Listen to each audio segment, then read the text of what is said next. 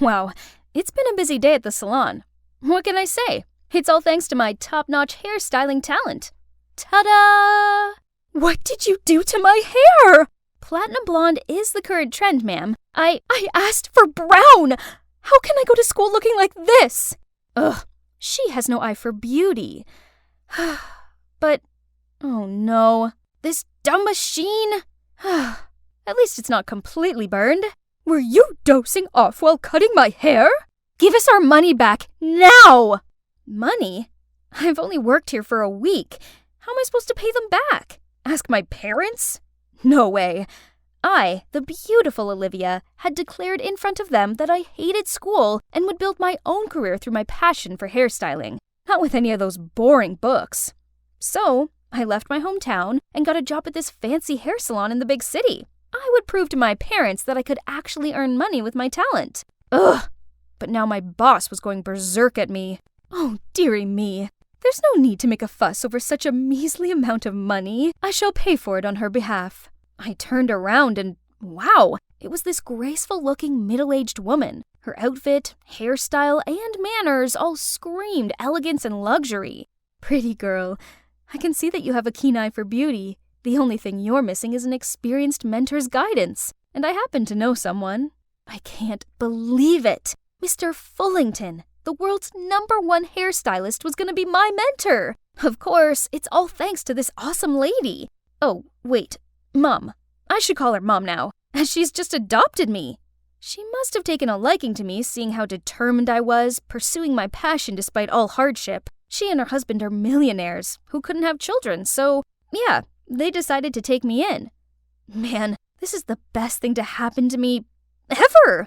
Olivia, school isn't the only way to success. With your talent, the road can be much shorter. My foster parents are so kind. Just look at this room. I feel like a princess. Just look at this gigantic bed, satin sheets, and walk-in closet. Better still, they even arranged for a makeup artist and a stylist to spend all day helping me look fabulous. The rich kid's life sure was sweet. I was so immersed in all of it that I almost forgot the main reason why I agreed to do this, the hairstyling course with Mr. Fullington. Mom, Dad, I know that you're both very busy, but I've been waiting so long. Has Mr. Fullington forgot about our appointment?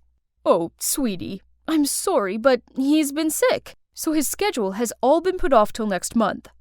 Don't worry, darling. In the meantime, why don't you try attending some fancy parties on our behalf? It's a good chance to expand your social circle and learn how to make money from all the best. Oh, that sounds pretty good. If I could make lots of money, then my parents would have to take me seriously and stop their stupid go-back-to-school demands. As soon as I arrived at the party, all these new friends gathered around and complimented on how beautiful I looked. The rich guys went crazy for me, too. I instantly became the center of attention. This one guy called Bruce introduced himself as the son of the CEO to the top media corporation in the U.S. Olivia, that exquisite face of yours was made for the big screen. You should play the leading role in our new movie. Oh, acting? I'd never thought about it before. Walking down the red carpet and posing in front of hundreds of cameras did sound appealing. It's worth a try, right? I was still stunned at Bruce's offer when I felt something cool on my finger. Oh my gosh, a sparkly red diamond ring? William, heir to the GeoGems Limited. Pleasure to meet you, Olivia. Please consider this my greeting gift. And this continued all evening, until I couldn't hold any more stuff. Flowers from Justin, a jewelry set from Andrew, a perfume collection from Anthony, and this watch from... Geez, I couldn't remember anymore. I was trying to slip away when a handsome guy blocked me. You're stunning, Olivia. Can I see you tomorrow? A date? I didn't even know him. No. What a pity. I'm meeting my old friends at West High tomorrow. Sorry, it's not that I'm picky or anything, but dating can't be that easy, right? Phew, finally home. What an eventful evening. Just then, I got a call from Minnie, my best friend. Minnie told me that some mean girls at school were spreading rumors that I stole money from my parents, then packed up and ran away. Okay then, let them tittle-tattle. Tomorrow, I'll show those meanies who's the real deal. Yay! It's so nice to see Minnie again. We immediately chatted nonstop about all kinds of things. Then suddenly, the hyenas appeared with the same sarcastic tone as usual. Wow, counterfeit goods are so well made these days. You know, your supposedly Birkin bag is extremely rare. There's only 5 of those on Earth, right? Busted! How much do supercar hourly rentals and bodyguards cost nowadays, little Miss Show-Off? Minnie was going to defend me, but I stopped her. No need to waste time arguing with these people. I then grasped Minnie's hand to leave, but look, Olivia! I looked up. There was an airplane flying at very close range, and it was writing something. O-L-I-V... The white smoke actually spelled out my name! I've only seen this in movies. I gasped in shock as the plane landed, and stepping out of the cockpit was the guy at the party last night, Nathan. Turns out he was the youngest pilot in America and wanted to impress me with this grand gesture after being rejected yesterday. Flying in the sky is my passion. And, Olivia, I want to be your personal pilot, taking you wherever you want. Oh my goodness, I don't know what was better. Having a rich, handsome guy going out of his way to impress me, or seeing the astonished looks on my fake friends' faces. Such thrilling days like this should have made me happy, right? But sitting among this mountain of expensive gifts, I couldn't shake this uneasy feeling. Being the center of smitten eyes and receiving countless compliments and gifts was cool and all, but Minnie's words awakened me. Olivia, do you think they really are generous enough to give you all this without asking for anything in return? No, I shouldn't accept these pricey items. I was putting them all back in their boxes to return them when my foster mom walked in.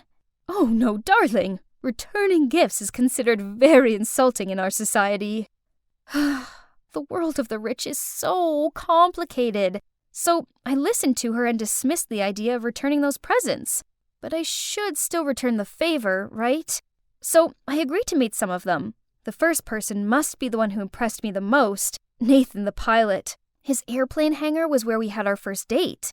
I couldn't find anything bad about Nathan, but we just didn't click. He kept on rambling about planes, which model each was, how hard it was for him to get them, blah, blah, blah, while I had no interest in any of this. The next guy, William, was even worse. He not only invited me, but also dozens of other beautiful girls. He even gave each girl a gemstone from his collection. A true player, so obviously a skip. Bruce was easier to talk to, but I soon realized that he had a problem. This set of glassware was custom made by the most skillful craftsman in Switzerland. It's yours if you like. Oh, wait, I'll have someone bring them over later. Look at this beautiful painting. Wouldn't it be perfect in your bedroom? But it's too big for you to carry home. I'll send it over later. What about my leading role in the movie you mentioned? I almost forgot.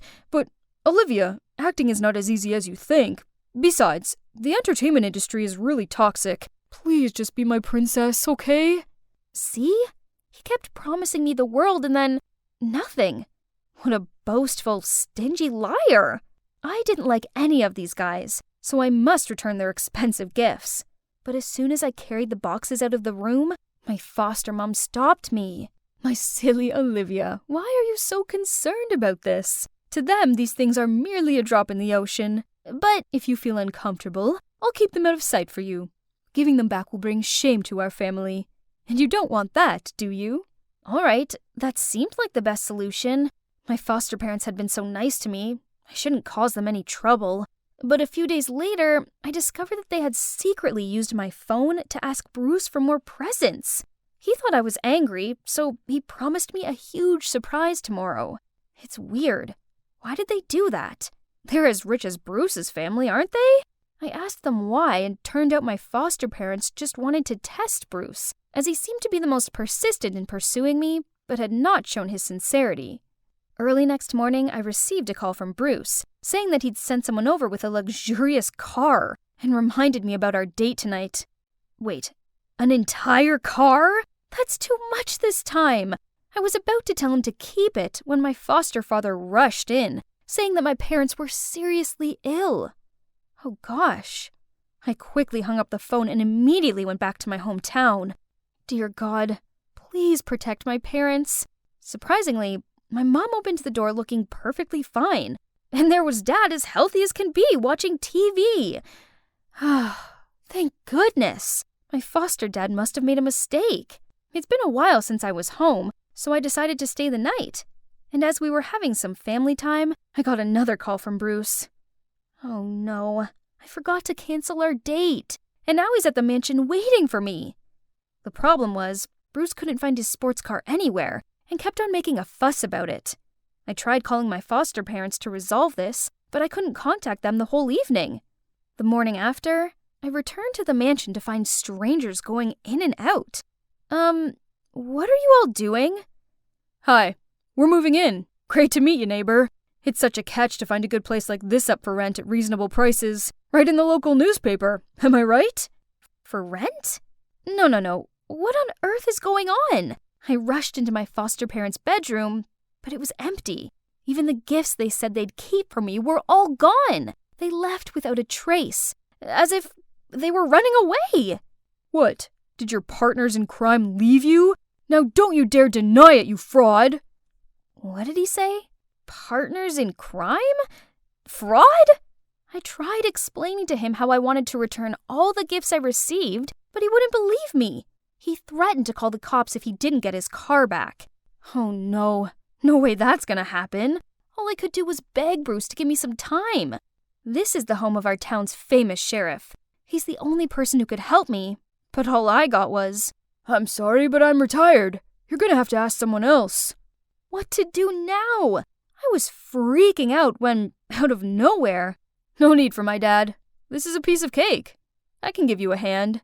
I turned around to see a guy leaning on the door with a cold, arrogant look, and his arms crossed. Who is this guy? Can he really help me?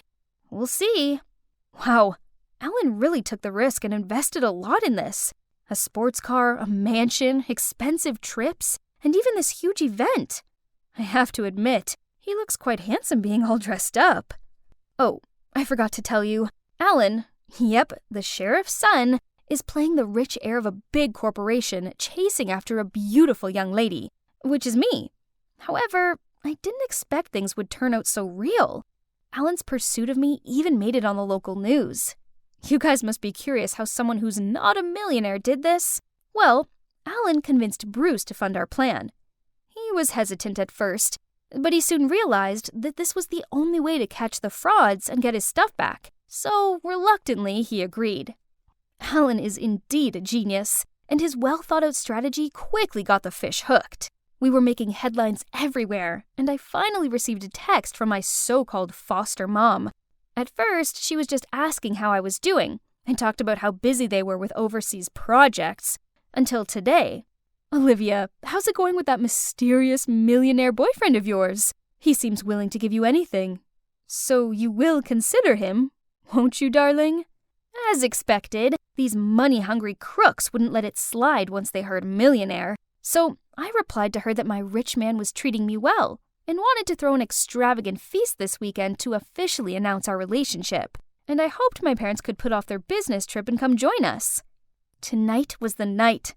Gosh, I was so nervous, as my mom didn't reply to that message of mine. Will they show up, or did they sense something was off? While I was super nervous, Alan came to me and held my hand real tight. Don't worry, Olivia. Everything will work out as planned. My, what is this feeling? It's undeniable that I always feel so safe being with Alan. The party finally began.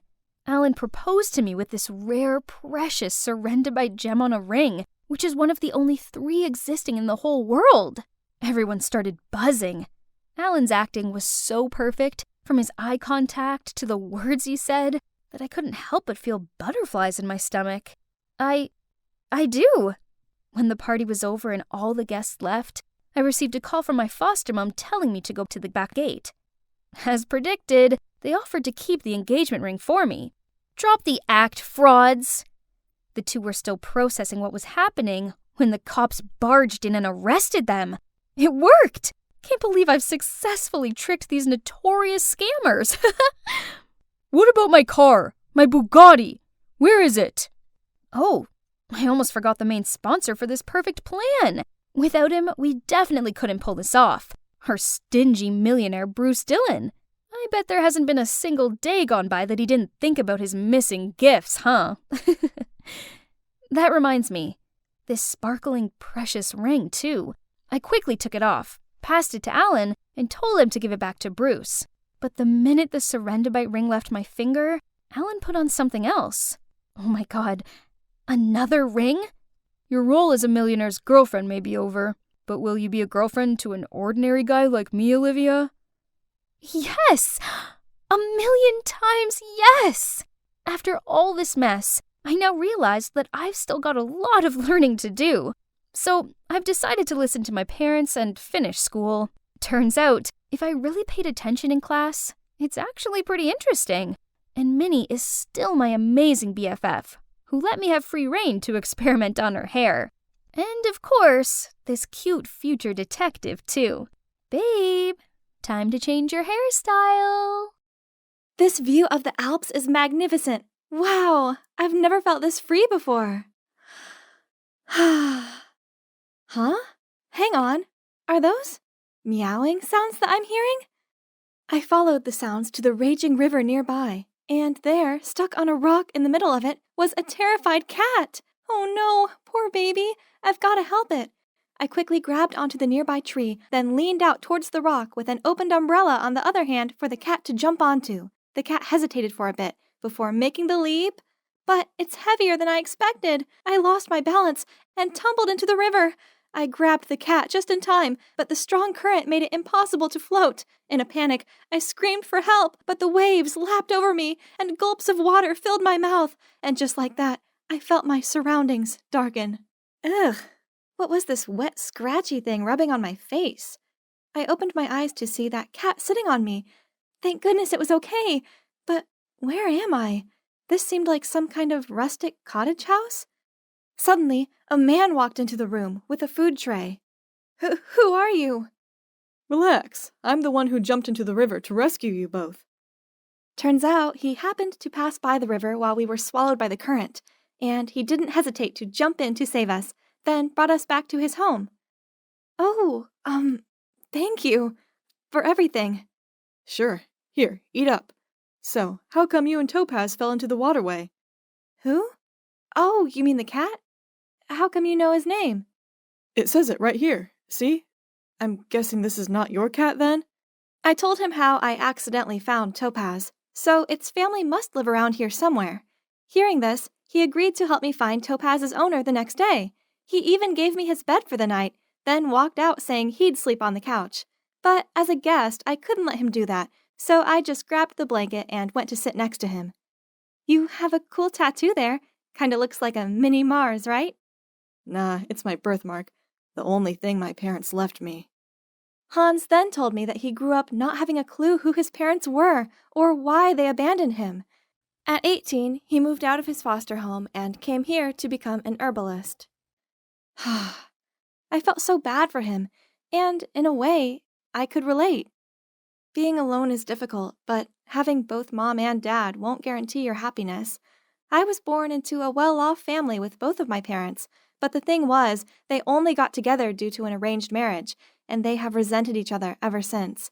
My house always felt so cold and empty, and I hated staying there. So, as soon as I graduated high school, I took a gap year to travel the world. Actually, Switzerland is my first stop. Gotta say, it's nice to have someone to talk to like this. I guess Hans felt the same way by this look he gave me. He seemed very touched. The next morning, we took Topaz to the town to ask around. Turned out, today was their annual festival, so a horde of people crammed along the street to celebrate and watch the parade. Hans held my hand so I didn't get lost, but somehow the crowd still pulled me away and I ended up stuck among these sweaty people. Suddenly, a hand grabbed mine and led me out of there. Phew, thank God, I couldn't breathe in there. And you know what? A super handsome, stylish guy was standing in front of me. Are you okay? That's when I noticed the tail of my shirt was ripped. Freaked out, I tried to cover it up, so he took out a silk scarf and tied it around my waist. For a second there, I froze to the spot, so amazed by his thoughtfulness.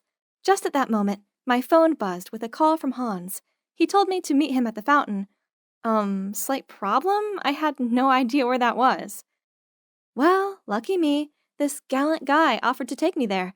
We talked along the way, and I found out his name's Willard. He lives in a nearby town and was here for the festival. I told him I came to find the owner of the lost cat I'd found. Then, when I showed him the picture of Topaz, he couldn't hide his shock. Are you sure this is the cat you found? I nodded. He stayed silent for a while, then said, I might know its owner, but I gotta go now. Bring the cat to meet me there. Faye, it was nice meeting you. Then he bowed down to kiss the back of my hand before he left. How sweet! I watched as he disappeared into the crowd. Thanks to Topaz, I got the chance to meet him again. Why are you making that funny face? I told him about my encounter with Willard and convinced him to come with me to the address on the handkerchief. He seemed skeptical at first, but then gave in. I mean, other than this, we had no clue. It was worth a shot, right? The next day, we went to the place Willard told us. But, seriously? Is this right? Why were there a line of people all holding near-on identical cats to Topaz? They even had the same collar as him. What is going on? I walked over to ask an old man sitting on a bench. He told me the millionaire lady who lives here had lost her dearest cat, Topaz. People said his name was on the top of her inheritance list, and she promised to greatly reward anyone who safely returned him, so these frauds were trying to deceive the owner by bringing some Topaz look-alike here. But Madame Primrose is no fool. Huh? Madame Primrose? The iconic designer and president of Wisteria Fashion Corp? That's right. Oh my God! I immediately dragged Hans to stand in the line. You see, my childhood dream was to become a fashion designer, and, of course, the one I admired the most was none other than Madame Primrose! Ah! One of the reasons I came to Switzerland was to find her and hopefully become her apprentice. And now look, what are the odds? Finally, it was our turn, but... I'm gonna have to stop you right there. All right, everyone, listen up. Madame Primrose won't accept any Topazes from now on, as she's tired of your deceit. So, disperse. What? We didn't just wait half a day here for nothing. Fine, I'll find another way to get in. We then walked around the mansion and found its side gate. Then, just when we were climbing over it, a maid caught us. But she didn't make a fuss out of it. Instead, she seemed a bit flirty towards Hans. Ooh, I had an idea. There's our chance. You go and charm her. He seemed confused at first, but then got the point. Hey, I think you're really cute. Hans then tried his best at flirting, and as soon as she swooned, I asked her to help us return Topaz to his owner. The maid hesitated at first, but when we said that we didn't need to be repaid or anything, she agreed to let us in. We quickly split up to find Madame Primrose. I wandered the maze-like hallways. Then I suddenly bumped into someone. Mind your way! Wait, I don't know you. What are you doing here? She's my new friend. Is there a problem? I'm sorry, young master. It was Willard. He came to rescue me again. Great to see you again, young Master Willard. You live here? Why didn't you call me when you arrived? Did you bring the cat? Where is it? Give it to me right now. Willard, calm down. Topaz is safe. I just found out his owner is Madame Primrose and... I'm her grandson. Just give the cat to me now. His agitated behavior didn't seem right. I took a few steps back from him, refused to do what he said, then ran. You don't understand. Just at that moment, Hans and Madame Primrose appeared. There you are. Are you okay? He worriedly asked. But boy, all I could see right now was Madame Primrose. She approached me, held my hand, and repeatedly thanked me for risking my life to rescue Topaz. This was amazing, but why did Willard just leave without saying anything? Madame Primrose invited us to stay for dinner that evening. Joining us were Willard and his mom, Agneta. Madame then told me how much Topaz meant to her. 20 years ago, she lost her son, Mr. Alvarez, to a car accident. Then a year later, her grandson Leroy disappeared. Her grief was almost unbearable, but then she was gifted a cat, Topaz, and thanks to him, she began to heal. I tried comforting her by saying she still had Willard, her other amazing grandson with an excellent fashion sense inherited from his grandma. But to my surprise, Madame Primrose said Willard isn't her real grandson, since Agneta is actually Mr. Alvarez's second wife and was a stepmom to the missing grandson Leroy, and Willard was her son with her ex-husband. I could see Willard and his mom were feeling so uncomfortable. Willard must have felt so hurt as Madame Primrose never even thought of him as a family member. Then my train of thought was interrupted by Hans. Ugh, why didn't he just tell me to pass him the salt instead of sticking his right arm to my face like this? Suddenly, Agneta gave him a mortified look and spilled wine all over the table. Mom, are you okay? She didn't reply, but just left. I could tell it was because she saw Hans's birthmark. What could this be? Has she no manners? She must be unwell. I'll go check on her. So I followed her to the garden gazebo. That's where I heard her talking to someone on the phone. You had one simple job. Take that pampered Moggy miles away. Well, guess what? It came back. I gasped in shock, and right then, a hand covered my mouth. Shh! Be quiet. Oh, but it gets worse. The stupid cat brought Leroy, the missing grandson, home. That's right. I saw that Mars birthmark with my own eyes. If Primrose finds out about this, we're done. You hear me? Wait, so Leroy, Madame Primrose's only grandchild, is actually Hans. And his stepmom was the one who secretly gave him away in the first place. Even worse, I was hearing this shocking news with her son. Willard, get it together. Do you know anything about her plan? I knew Mom was behind Topaz going missing. That's why I tried to take the cat away earlier, to keep him safe from her. But Leroy too? That was just heartless. What should I do now? She's my mom, after all. I could see his pure and kind soul being tormented, and my heart ached for him. I know it must be hard, but you need to tell Madame Primrose the truth and make things right. That's a way to help your mom redeem herself, okay? He stared at me with those dreamy eyes of his, and I felt my heart turn to mush. But a phone call from Hans interrupted us. He was looking for me, saying we gotta go. Right, I had to tell him the truth. In a cab back to Hans's cottage, I told him everything, and he just burst out laughing, saying, I'm Leroy, the heir of a millionaire? Oh, please. I'm serious. You were brought to the foster home exactly 19 years ago, and you both have this one-of-a-kind birthmark. Okay, so what if I'm really her grandson? I don't even know her, and I'm definitely not rich kid material. You've been lonely your entire life. This is your chance to find the family you've always wanted. Hans was speechless. It seemed I'd hit his weak spot, and he finally agreed. We asked the driver to take us back to the mansion. But no one was awake at that hour except a gardener. He led us to a library deep into the mansion, brought out tea, and told us to wait. Just a few minutes later, Hans started coughing, and his face swelled up. Oh no, he must have been allergic to something in the tea. Panicked, I screamed for help, and the gardener came back and carried Hans to the car. But then a hand muzzled me from behind, and everything went dark. I woke up with my head pounding and unable to move. As I tried to make sense of the situation, I realized I was tied to a chair, mouth taped, surrounded by some rusty, unsanitary medical tools. And on the other side of the room, Hans was unconscious and tied to a patient's bed. Standing next to him was Agneta and the gardener and a guy in a blouse with some kinds of tools in his hand, about to do something to Hans's birthmark. I tried to scream and struggled to break free, but I couldn't move an inch. Right at that moment, Willard barged in. Stop this. Leave right now, or I'll call the cops for your unlicensed business. And Mom, I already know everything, so please, have some remorse. Agneta looked so ashamed of herself. Willard, everything I did it for you. Please understand. You saw how that old hag Primrose treated me. I was so miserable. Then your dad offered to help me. Dad? You mean Tim? How can he be my dad? Don't be such a wimp, son. I've stayed and worked here like a servant just to be close to you. We did all this so you can be the only heir. You deserve that. Now, finish it.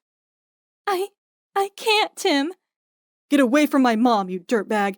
You never cared about me. You only moved here to manipulate her to do your dirty work. A terrible person like you will never be my dad.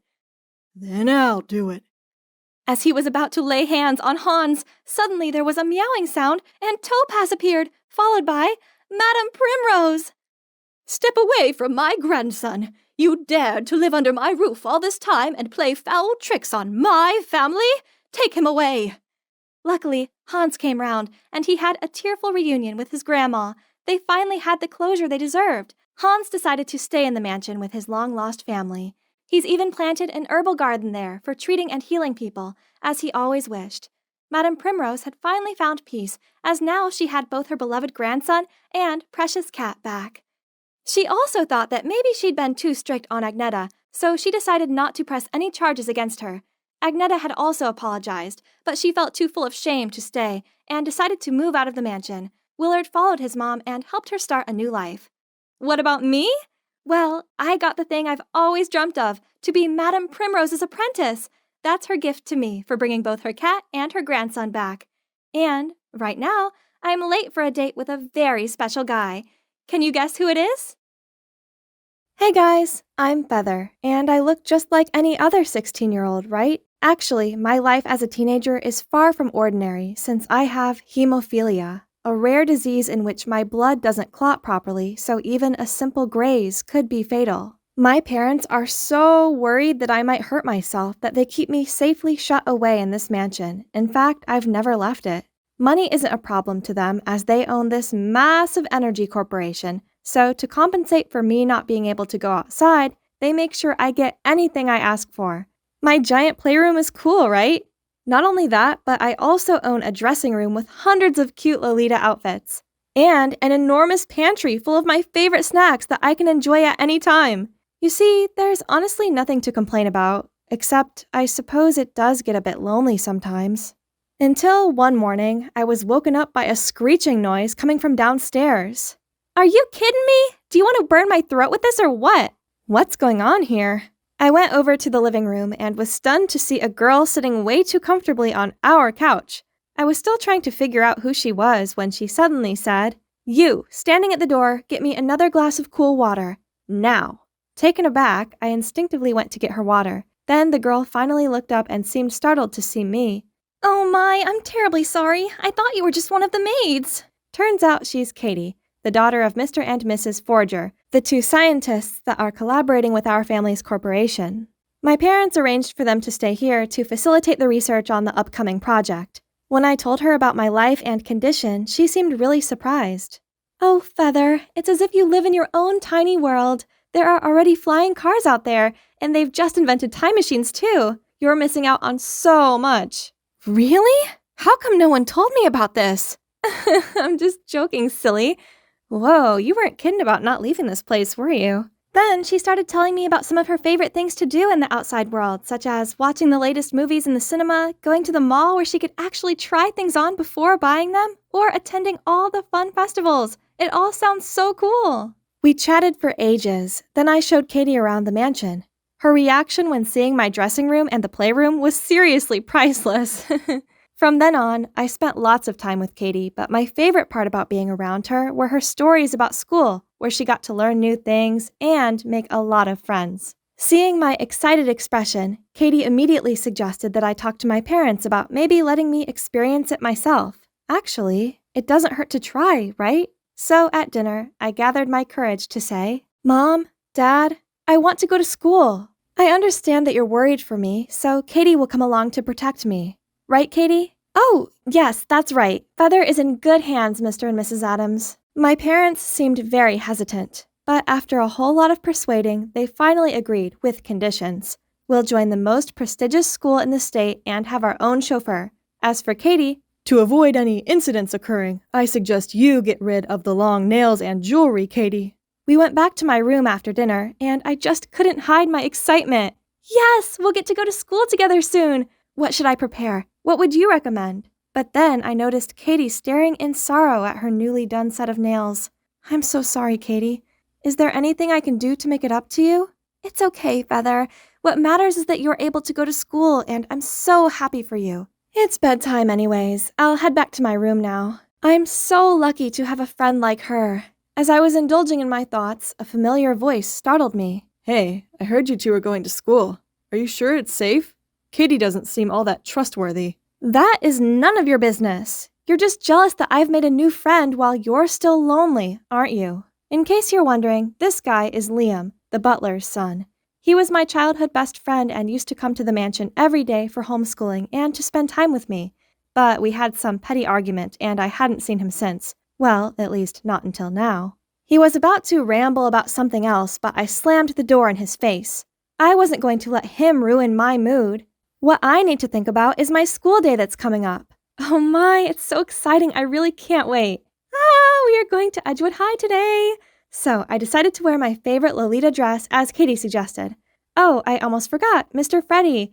He's been my best friend since childhood, and of course he had to come along with me on this big day. Katie also said I should try introducing him to everyone. That would help me make new friends faster. Such a brilliant idea. Whoa, we're finally here. Hey, Katie, how do we find our lockers? Hey, Katie, when is lunch? Hey, Katie, do you know who's going to teach us? Oh my God, Feather, stop asking. Everyone's staring. I didn't even notice. It's probably because we're new. Hi, I'm Feather. Or maybe it's because of your extravagant outfit. Before I could say anything, someone spoke up. That's a lovely dress. Oh, you're right. They do seem to like my dress. I waited for everyone in the room to settle, then confidently introduced myself. Hi, everyone. I'm Feather, and this is my best friend, Mr. Freddie. As soon as they saw Mr. Freddie, everyone burst out laughing. I didn't know what was so funny, so I just awkwardly laughed along. After class, I asked Katie why our classmates laughed earlier, and what she told me was unbelievable. They were making fun of me. It's so sad to know, but I guess not everyone can be as nice as Katie. She also told me to dress down next time to attract less unwanted attention. It's a bit upsetting, but I guess I'll have to do what's best. So I listened to Katie's advice and ditched the OTT dress. Just like she said, people actually stopped staring at me. Here, hold this. You look really good holding books. Huh? That sounds kinda weird. But it's fine though. She probably wanted my help but was just too shy to ask. After the morning classes, I went to buy a bunch of lollipops, and that might look odd to Katie, so I let her know about how lollies are my special anxiety remedy. People here seem to be quite judgy, which got me a bit uneasy. You want one? Aw, poor you, but no thanks. By the way, I'll have lunch with David today. You know, the cute jock in our math class. So you're on your own this noon, okay? Then she quickly left without waiting for my response. I didn't know having lunch alone was so boring. Everyone has their own group, except for this one guy wearing a hoodie and a mask. Hi, can I join you? But he didn't even reply, just stood up and moved to another seat. Did I do something wrong? Feeling the anxiety taking over, I immediately took a lollipop to calm myself down, and it's doing a wonderful job at making me feel better. But suddenly, someone snatched it out of my hand. I chased after him, but slipped on someone's foot and fell hard on the floor. Panicked, I burst out crying, and I heard the guy that took my candy say, Feather the toddler. Then everyone laughed at me again. Luckily, a guy spoke up. Stop this nonsense. What are you going to do if she's injured? Oh wait, it's the weird guy from lunch. He checked on me to make sure everything was fine, then quietly went back to his seat. I didn't even have the chance to ask for his name before the teacher came in. This guy was so strange, but there was one thing I didn't understand. Why was Katie also laughing? Back home, Katie came to find me in the playroom, and I questioned her about the incident earlier, and she quickly apologized as she thought they were just joking. She then suggested going shopping and offered to buy me something to cheer me up, and so I agreed immediately. We went to the mall the next morning, and I had the best time. We had iced coffee and some delicious pudding. Katie also got me an adorable little hair clip, and so I bought her a bunch of new clothes in return. We were about to head home when Katie said, Hey, Feather, I have a cousin whose sneakers are falling apart. Would it be okay if you helped me get him a new pair? Of course, anything for my best friend. Making my best friend happy was the most wonderful feeling in the world. I'm so grateful to have such a lovely person like her to come into my life. But then the next day, I walked into class to see Katie being all lovey-dovey with the boy who took my lollipop. So that's the David that she mentioned, and on his feet were the brand new sneakers that were supposed to be for her cousin. Why is he wearing the shoes I bought? Then Katie pulled me outside and explained profusely. Feather, calm down. The shoes were too big for my cousin, so I gave them to David. I didn't lie to you, I promise. Fine. Please just don't let me see him wearing them again. I felt really bad since Katie seemed really sad after hearing what I said. At that moment, David approached me. What's up, toddler? You got a problem with my new kicks? I froze in fear. Then thankfully an announcement came through the speaker. David Peterson, please come to the principal's office immediately. Turns out he's in trouble for spray painting a teacher's car. At least someone already helped me teach him a lesson, but that wasn't all. A few more of my classmates also got detention for cheating on the math quiz yesterday, while some others got caught skipping classes.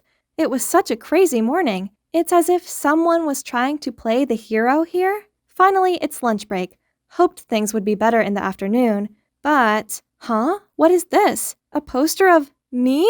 It also says underneath, Feather the toddler is the snitch. Katie took a look at it and said that the best way to deal with these kinds of jokes was just to play along. I'm not sure about that, but it seems like the only way now. And so, I climbed on an empty chair in the cafeteria and started speaking loud and clear.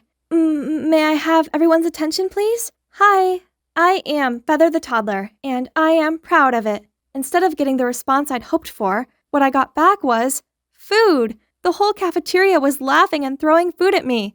I covered my face, trying to dodge it, but the floor got slippery from all the greasy food, so I ended up falling. Oh no! I scratched myself! I could only lay on the ground out of pain. People finally stopped as they saw me bleed. All I could vaguely hear was a familiar voice calling my name. I woke up in the hospital to find Liam sitting next to me. Feather, you're awake. Do you feel pain anywhere? Well, Liam? Why are you here? Where's Katie? Katie? You're still worried about Katie? She's the one who was behind all this. She told the principal about your classmates and told everyone it was you to make them hate you. What? How is that possible? Turns out the guy who was always wearing a hoodie and mask was Liam. Liam had always been suspecting something shady in Katie's behavior. So, after failing in warning me about her, he decided to look out for me himself instead.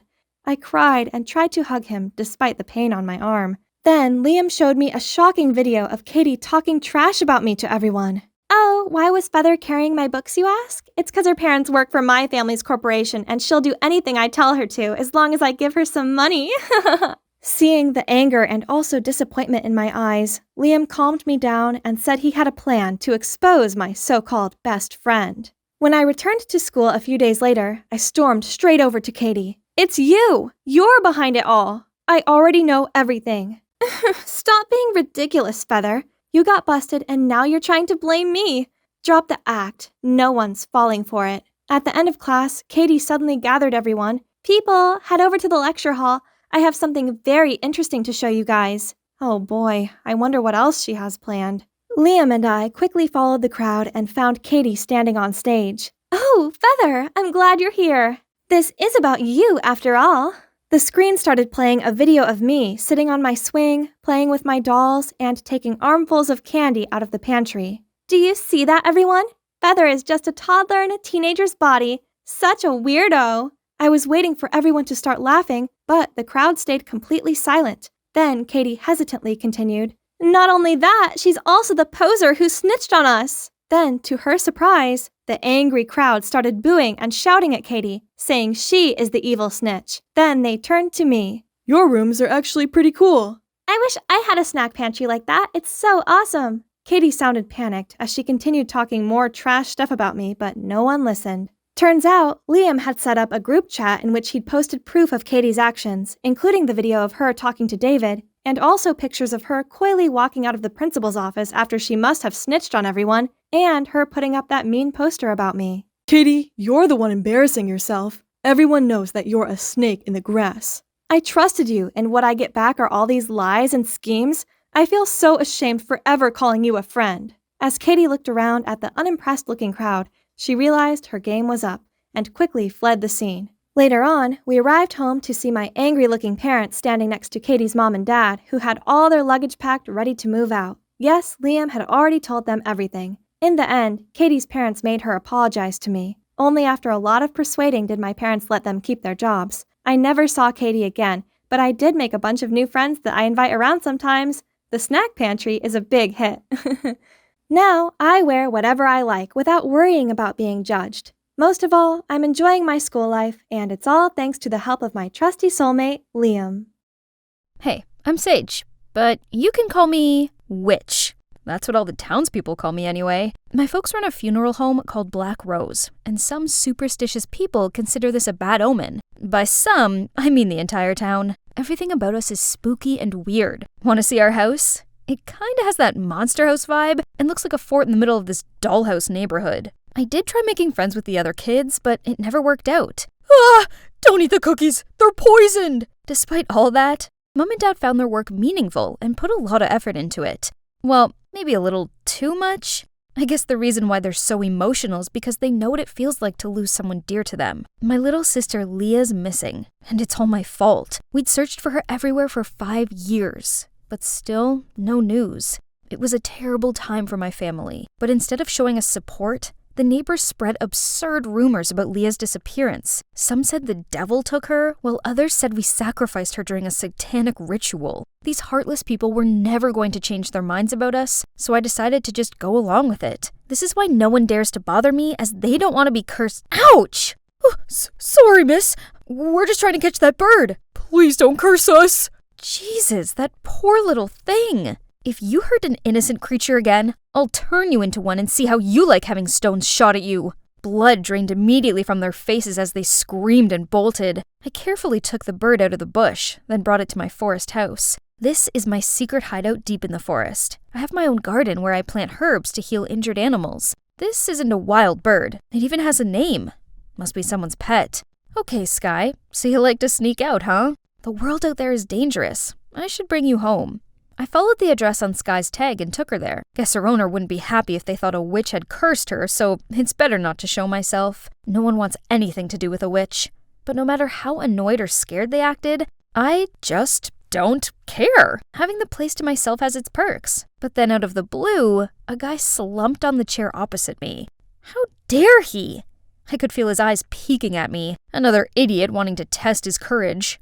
Hey, Sage, right? We're in the same English literature class. But in case you didn't know, I'm Mark. Why should I know your name?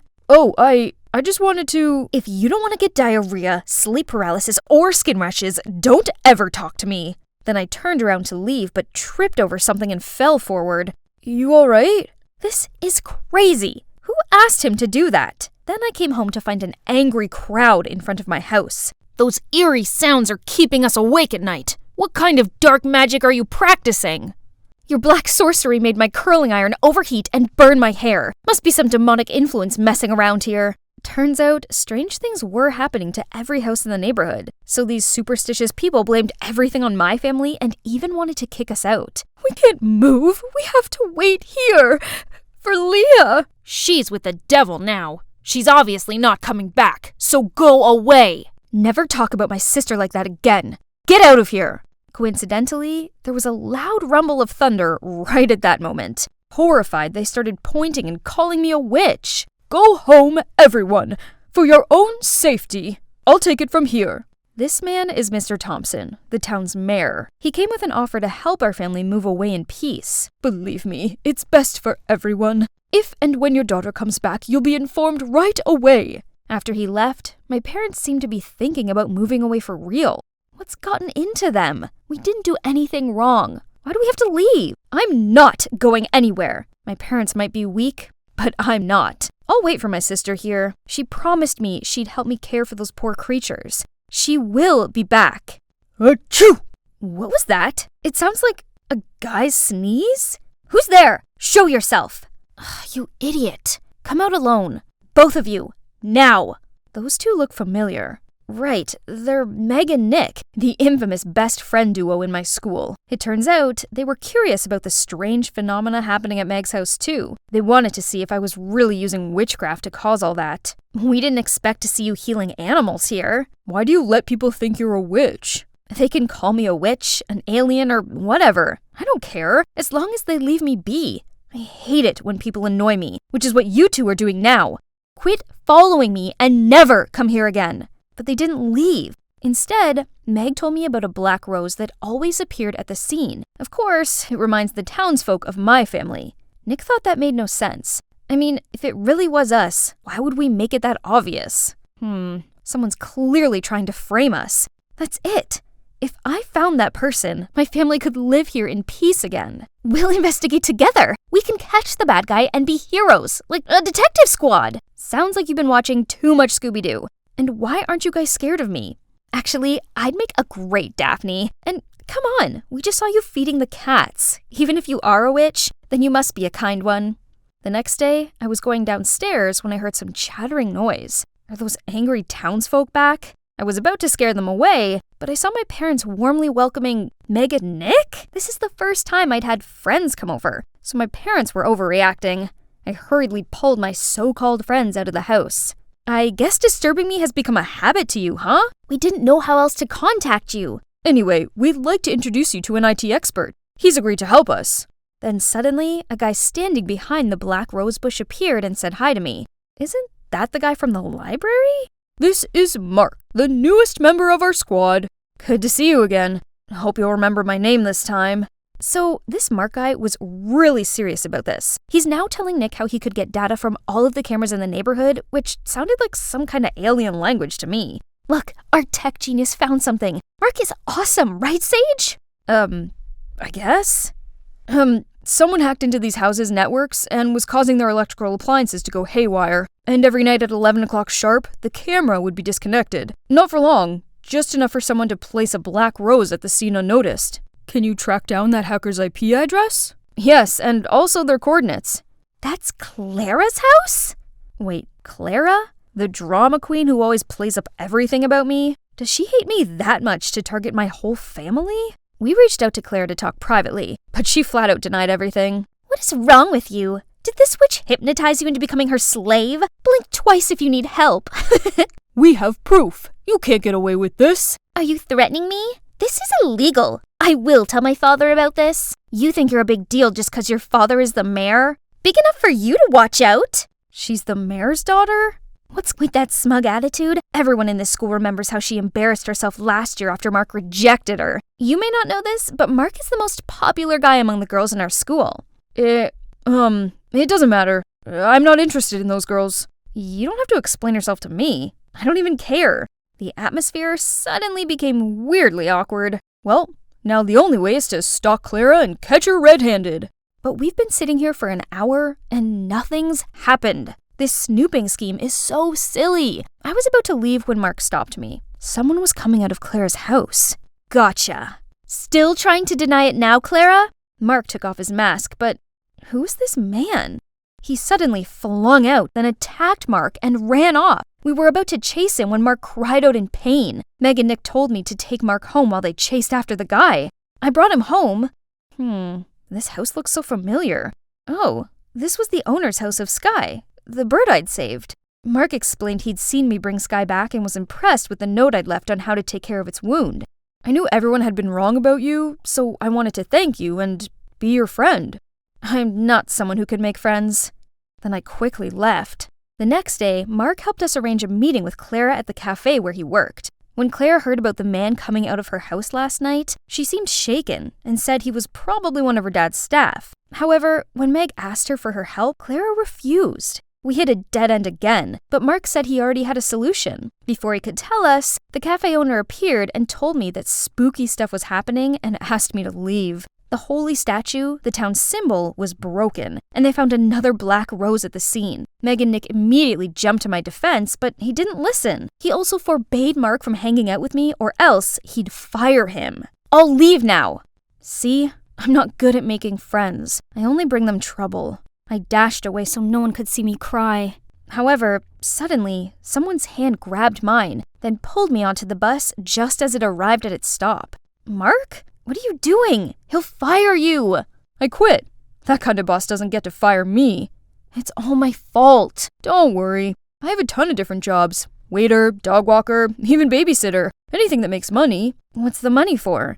This bus will take you to the answer. We got off at the last stop, an orphanage. So Mark was donating the money he earned to these orphans. Promise me you'll show them your true kind side. At first, I wasn't sure if I could, but then I gradually opened up to these sweet kids. Suddenly, I saw a familiar figure watching other children having fun from afar. Is that Leah? My sister? Turns out, 5 years ago, a lost kid was found wandering by the bus stop. She was so scared that she couldn't remember anything about her family. She only said a few separate words like funeral or dead people, so the nuns thought her parents had passed away and took her in. During her time here, she couldn't blend in with other kids. Seeing how Leah pushes others away, I saw myself in her. She shouldn't live her life the same way I do. I then called my parents and they came to pick us up right away. Oh boy, it surely was the tearful reunion of the century. Thank you so much. We only found Leah thanks to you. I'm glad to help, but that's not all. I've got something else to show you. As it turned out, Mark bugged Clara's phone at the cafe. It recorded a call she had with her father, exposing him as the culprit behind the town's mishaps. It appears Mr. Mayor wanted to build a shopping mall, but he needed to clear up some space for it. Using my family's bad rap, he played spooky tricks on the townspeople to scare them into selling their homes for cheap. When Clara found out the truth, she begged her father to stop, but he refused to. Meg and Nick posted the recording on the internet, causing outrage among our town. The cops arrested him, and my family's name was cleared. All our neighbors apologized to my family for letting their superstitions blindside them. My parents were obviously touched, so they forgave them all, and threw a party. So my family was reunited. Not only did I find my sister, but also 3 good friends. Well, maybe 2 good friends, and 1 more than just a friend. Hey Beans, welcome back to my channel. I'm so cranked to introduce today's special guest, my daughter Elle. Say hi, sweetie. Hi, we're making butter from scratch today. I'm so excited. Elle, can you please do this properly? Mom, it's the 6th take already. I can't even feel my arms anymore. If you're still not satisfied, then film it yourself. Hey, I'm Elle, a high school student living in Wisconsin with my mom. From the outside, there's nothing out of the ordinary about us. Well, except that my mom's a vintage holic.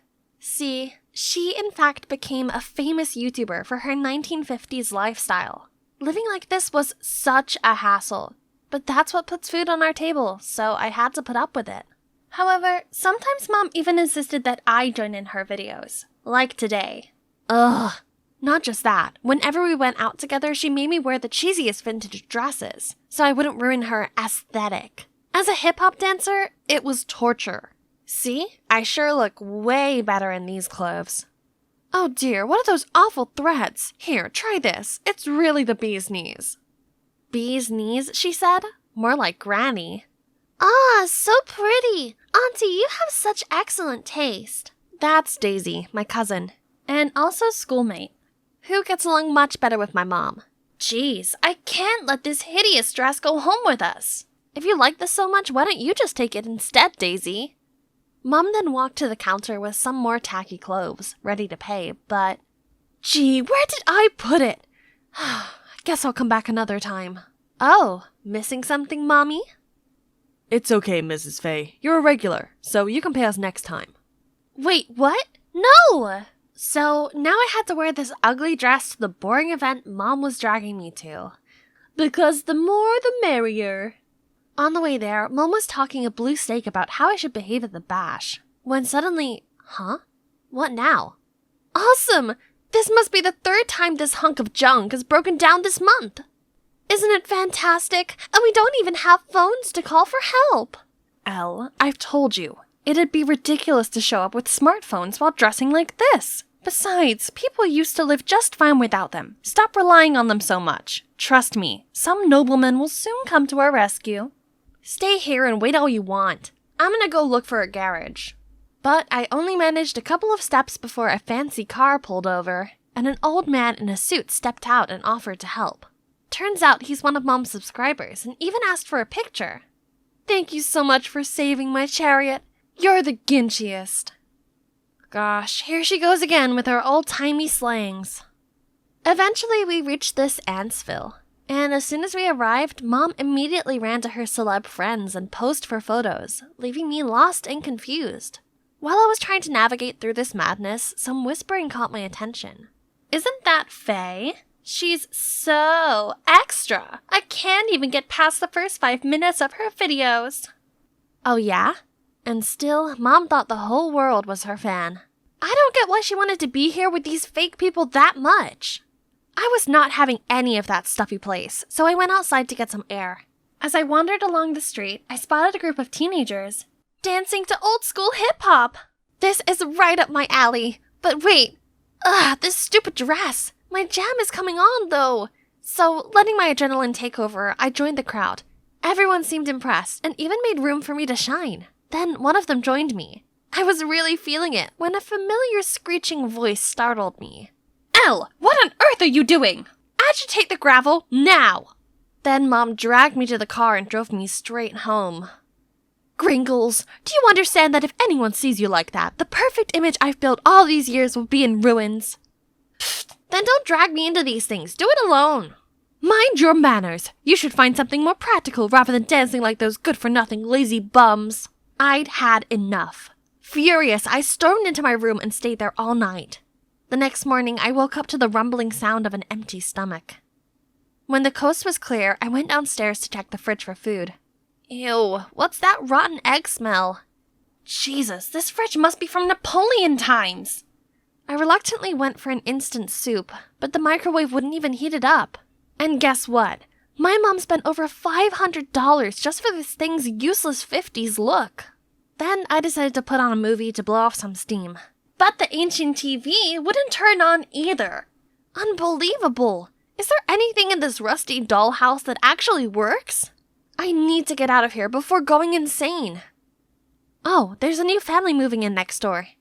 Hang on, isn't that the guy I was dancing with last night? He smiled and waved at me, but I could only force a smile and nodded back. Hey, why the long face? If you're bored, come give me a hand. Then he dragged me over to his yard before I could reply. Once we're done, we rested on the front porch. Turns out his name was Royce. He'd just moved in with his dad and had enrolled at my school. I have to admit, he's quite the charmer, and within minutes, I felt comfortable enough to tell him about my unconventional life with Mom. My mom has way too much free time. I wish she'd find a man. Only then she might quit nagging me. Meanwhile, my dad is always busy. If he had someone by his side, he'd want to spend more time with his family and be less of a workaholic. Wait a minute. So, how about we make them a couple? Today is the day. Our parents have really tight schedules, so planning out this date took a lot of effort. But so far, so good. I've told my mom to check out this vintage-themed restaurant in town while Royce told his dad that he wanted some father-son bonding time.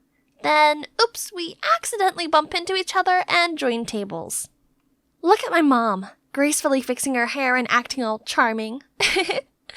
I winked at Royce and then we made an excuse to leave the table so the adults could have some private time. It's been a little while. Let's see how the two are doing. Goodness gracious, was Mr. Phillips slurping on the spaghetti? He's making a mess, and Mom seemed really embarrassed. We immediately rushed inside to save this date before it's too late. At the end of the evening, we thought the worst was behind us. Mr. Phillips walked out without holding the door open for Mom, making it swing back in her face. Gosh. Every beginning is difficult, I guess. Over the next few days, Royce and I beat our brains out to try and find a way to save their budding relationship, and came down to this. Mom, I twisted my ankle during practice. Can you please pick me up? Hey, Dad, I forgot my wallet at the practice room. Could you pick it up on the way home? Then we waited until our parents showed up and went inside to lock the door and even turn off the lights for dramatic effect. I immediately heard my mom's horrified scream. Then the room went quiet. I bet Mr. Phillips calmed her down. We waited a few minutes before calling the security guard to open the door. But contrary to our expectations, the one being hysterical was Mr. Phillips, who was now sobbing in my mother's arms. Wait, what? Turns out Royce forgot that his dad, who always sleeps with the light on, is in fact nyctophobic. There goes plan B. This was bad. Everything kept going south and the clock was ticking as Royce's dad had to leave for another business trip soon. We can't accept defeat like this. There must be something your dad's really good at, right? I don't know, he's good at fixing stuff. Ha! Then we know what to do next. While Mom was taking a shower, I waited for my plan to set in motion. 3, 2, 1.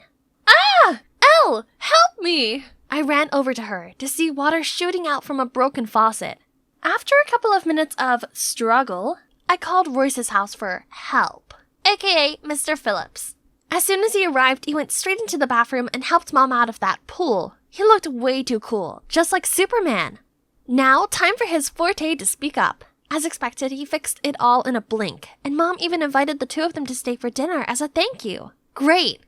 During dinner, Mr. Phillips kept praising my mom's cooking. He admitted that this coziness reminded him of the good old days. Seeing things escalate between them, Royce and I finished quickly and excused ourselves to give them some time alone. My dad's right. I can't remember the last time we sat together, as a family. Then he told me that his parents divorced a few years back, and due to his dad's work, they were always moving from place to place, which really wore him out. Seeing his sad gaze made me feel so bad for him. I just wanted to give him a hug. Hold on, what nonsense was I thinking? I immediately brushed off that weird thought, and we chatted until late. The next day at school, I was talking to Royce as usual, when suddenly our conversation was interrupted. Oh my god, aren't you the new guy? How do you know him? Huh? Where did Daisy come from? And is befriending Royce something strange? Then she whispered to me that Royce's good looks hadn't gone unnoticed by other students. Wow, no wonder I kept feeling like we were being watched whenever we hung out at school. Daisy then proceeded to chime in between us and talk to Royce non-stop, even on our way home, when clearly her house was not in the same direction as ours. How annoying! But good news, back at home, Mom seemed to be floating on air. I caught her humming along to love songs, and she didn't nag me at all when I went to dance practice. Royce also said that his dad had been in a great mood too. Sparks were definitely flying between them. Our plan finally worked. Good job, sis. Huh? Was I really gonna be his stepsister? I should be happy with this outcome, right? But what was this uneasy feeling? One day at practice, I walked in on Daisy and Royce and immediately felt awkward, so I just rolled myself into a corner. Why did I react that way seeing them be so close? Is it possible that I've fallen for him? This can't be. We're gonna be family. There's no way this can happen. After that day, I tried to avoid Royce. Despite his new girl, he still bothered me, but I kept my distance. I was brooding all the way home until I heard my mom talking on the phone as I entered the house. And I'll bake you some pecan pie, darling. Wait a minute. Royce and his dad were both allergic to pecan, so who's she being all lovey-dovey with? The next day, as usual, I told my mom I'd go to practice, but actually lingered outside the house to stalk on Mom. I saw her on the couch video calling some strange man. Oh gosh, did my mom really cheat on Royce's dad? How could she? Still in shock, I glumly lurked to Graffiti Alley and spotted Royce and Daisy there. They seemed to be talking about something really serious. So, you already knew? Yeah, ages ago, but it's clear that we can't just force love on someone. So you mean to just give up and happily watch them see other people? Oh no, so they knew Mom was unfaithful to Mr. Phillips already? How embarrassing. Right at that moment, Daisy spotted me, so I frantically ran away. After school the following day, Daisy wanted to talk with me in private. However, it was not about what happened yesterday. Do me a favor and stop hovering around Royce all the time, will you? But Royce is my friend. I can't just stop seeing him because you said so. If you like him, be my guest. Suddenly, Daisy fell to the ground. Ouch! Why did you push me? Huh? What is she doing? At that exact moment, Royce showed up and worriedly checked on her. Okay, now I know what's going on. Sorry about that. Let me give you a hand. When she was just about to stand up, I shoved her. Now you know what my real push feels like. I noticed Roy's stunned look, but just walked off. Now that I don't seem so great in his eyes anymore, he'll stop approaching me. Sweetie, what's wrong? What's wrong? This is all your fault. If you didn't cheat on Mr. Phillips, everything would be fine. What do you mean? Cheating on whom? Then my mom burst out laughing after I told her. Turns out they never dated. They both saw through our matchmaking plan early on, but decided to just be good friends. And the person I saw Mom video calling with was her boyfriend, but she hadn't introduced him yet because they'd only started dating. But why set us up in the first place? Finally, I had the chance to tell her how I truly felt about being forced into her vintage world and not being able to pursue my love for street dancing. Mom was quiet for a second and then said, Gee, how silly I've been. I've been inspiring strangers to go after their dreams, but I stopped my own daughter from pursuing hers. I felt so much better after pouring my heart out. I also mentioned Royce's situation with his dad, and she promised to talk to him about it. Hang on. This means... Mom, So you and Mr. Phillips are just friends, right? Immediately, I ran off to find Royce. As if on cue, the doorbell rang, and it was Daisy. What game is she playing now? If she's here to mess around, come at me already. But surprisingly, Daisy apologized. I'm sorry, I was just blinded by jealousy. And there's nothing going on between me and Royce. He in fact already rejected me the day you saw us at the graffiti alley. Also, he asked me to give you this. I opened the box to see an adorable keychain with I love you on it. Oh my, is this a love confession? But there's also a note saying, I'm leaving for another city. Till we meet again. No, no, no! I sprinted to his house right away. Oh Lord, he's already packing. Without thinking, I hugged him and started sobbing. So, you read my message? Yeah. And what do you think? I feel the same, but you're leaving for real? Then, his smile turned playful, and he admitted he was just messing with me. Turns out he was going away, but only for a few days, for a dance competition. Really? That's awesome! But I can't forgive you for tricking me yet. So, yeah. Although we couldn't get our parents together, us two actually became a couple, so our matchmaking scheme isn't a total failure, right?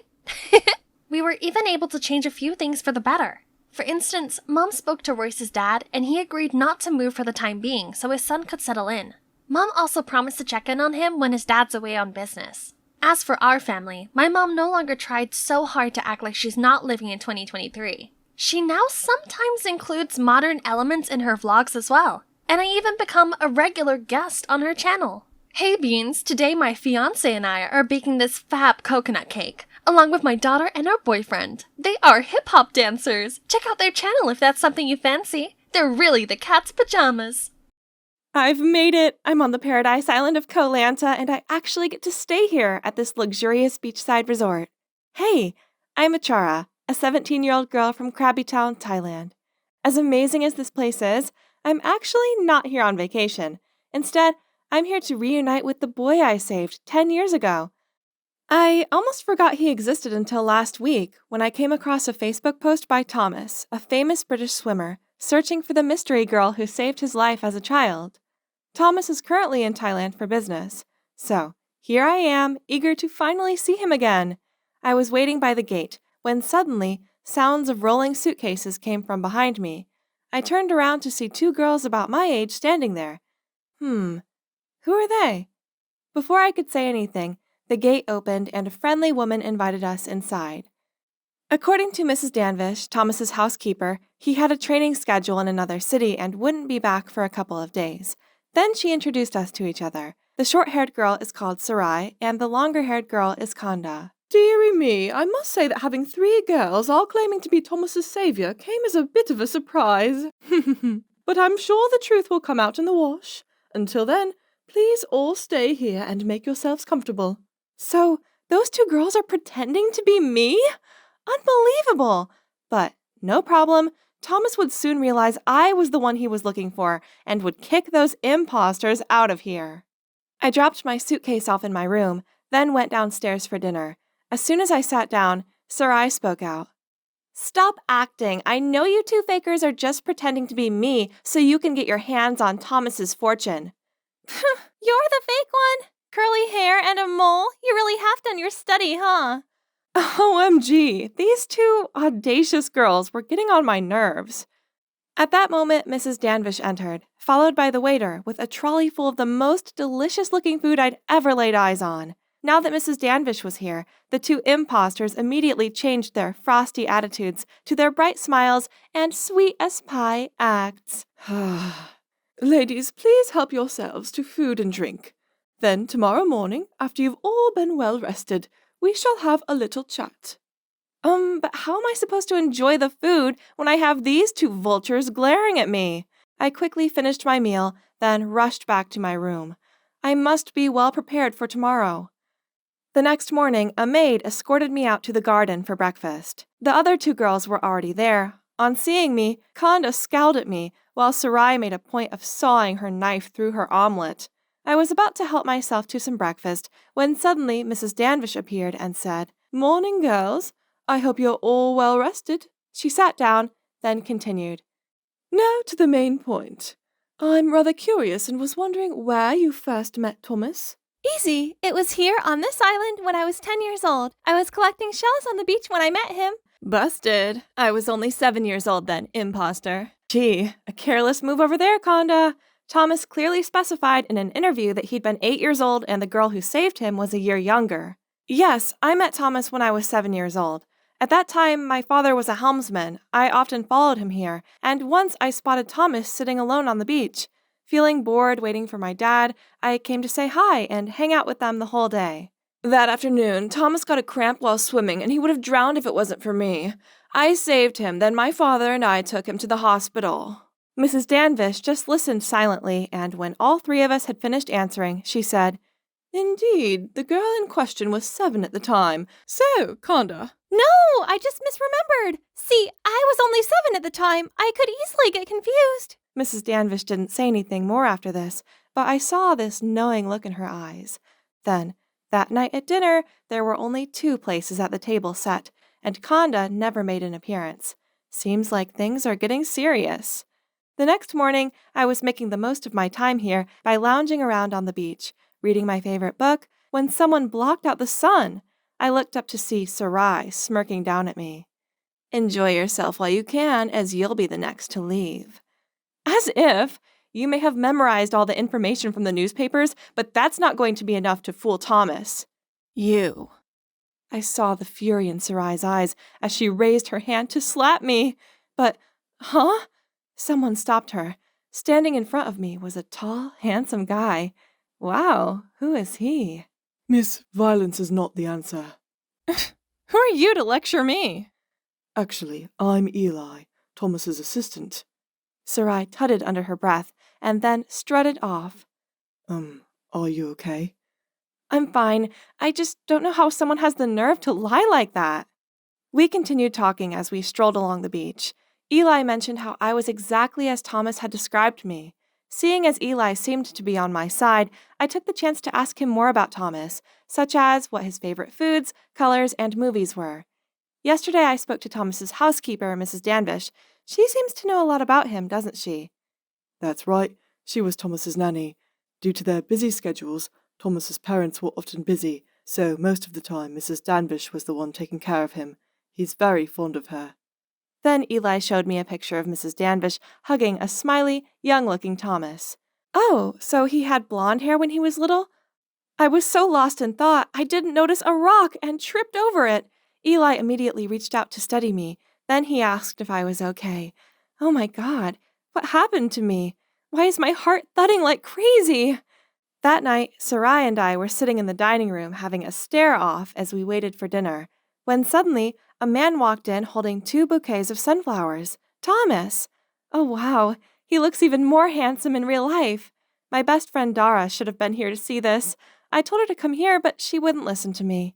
Before I had time to greet Thomas, Sarai rushed over and hugged him. Then she pretended to get all emotional. Finally, we're reunited. Not a day has passed when I haven't thought of you. Thomas awkwardly pushed her away, then scratched his head. Let's have dinner first and then talk about this later. The food looked delicious as always, but I had a job to do. Only, whenever I tried to say something to Thomas, that awful Sarai interrupted me. Since our first meeting, the image of a cute brown-haired boy has been imprinted on my heart. I noticed Thomas pause and exchange a knowing look with Eli. You mean blonde, right? She thinks you had brown hair because she's never seen you when you were a kid, and that just proves she's a fraud.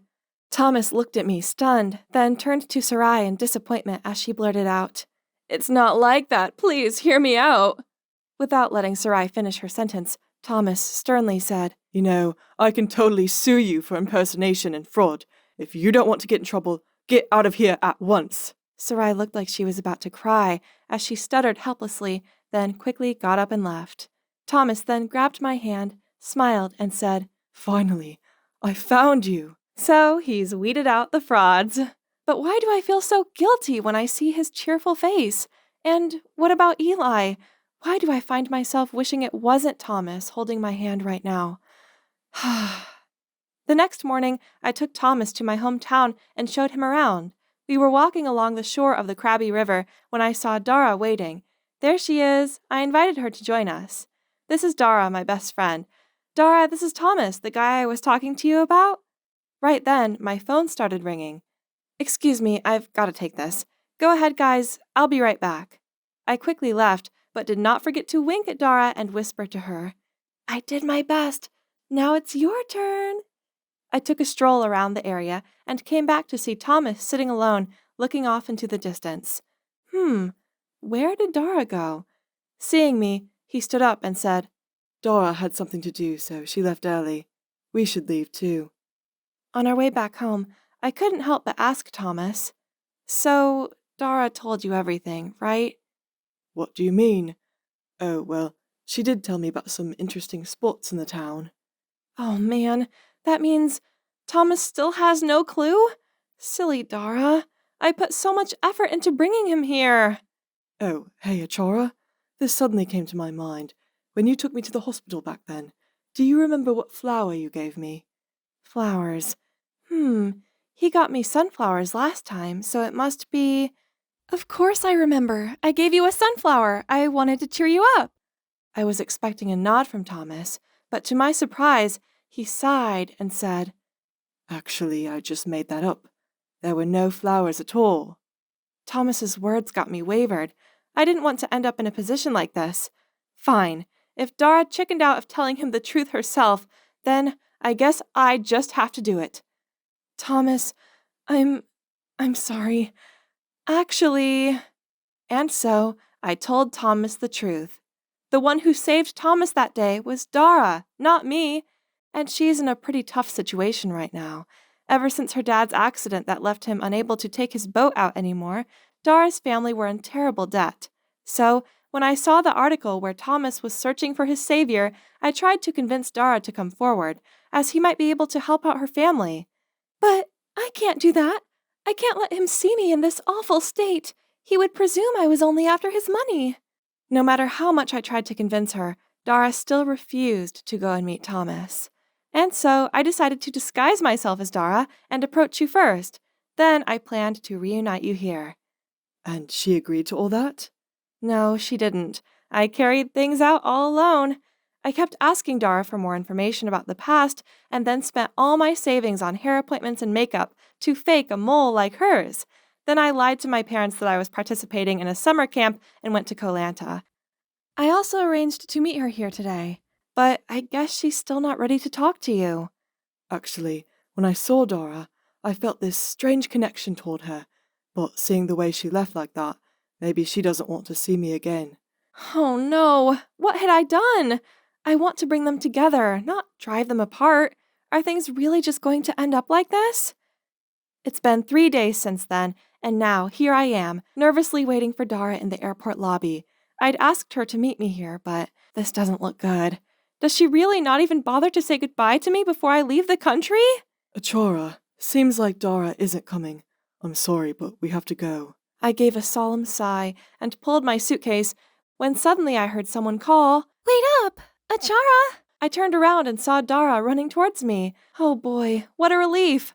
I quickly hid away my smile and put on a sulky expression. Oh, you're here? Thought you wouldn't come. Anyway, my boyfriend and I are off to London to meet his family. They're really eager to meet his savior, right, babe? Thank you for coming to send me off. Dara gave an awkward look. Then she took my hand and led me over so she could whisper, Achara, can I talk to Thomas in private for a minute? Yes, my plan worked. I turned to Eli and gave a thumbs up. Then we rushed off and left Dara and Thomas to talk alone. Did you really think I would let those two idiots give up on each other so easily? No way. I had discussed it with Thomas and planned to fake a cheesy farewell at the airport, and voila! Dara finally realized her feelings for Thomas in this hit-or-miss moment, and the two of them had a happy reunion. Yay! So, what about me, huh? Well, you don't have to worry, because I might have scored this cute, handsome assistant right here.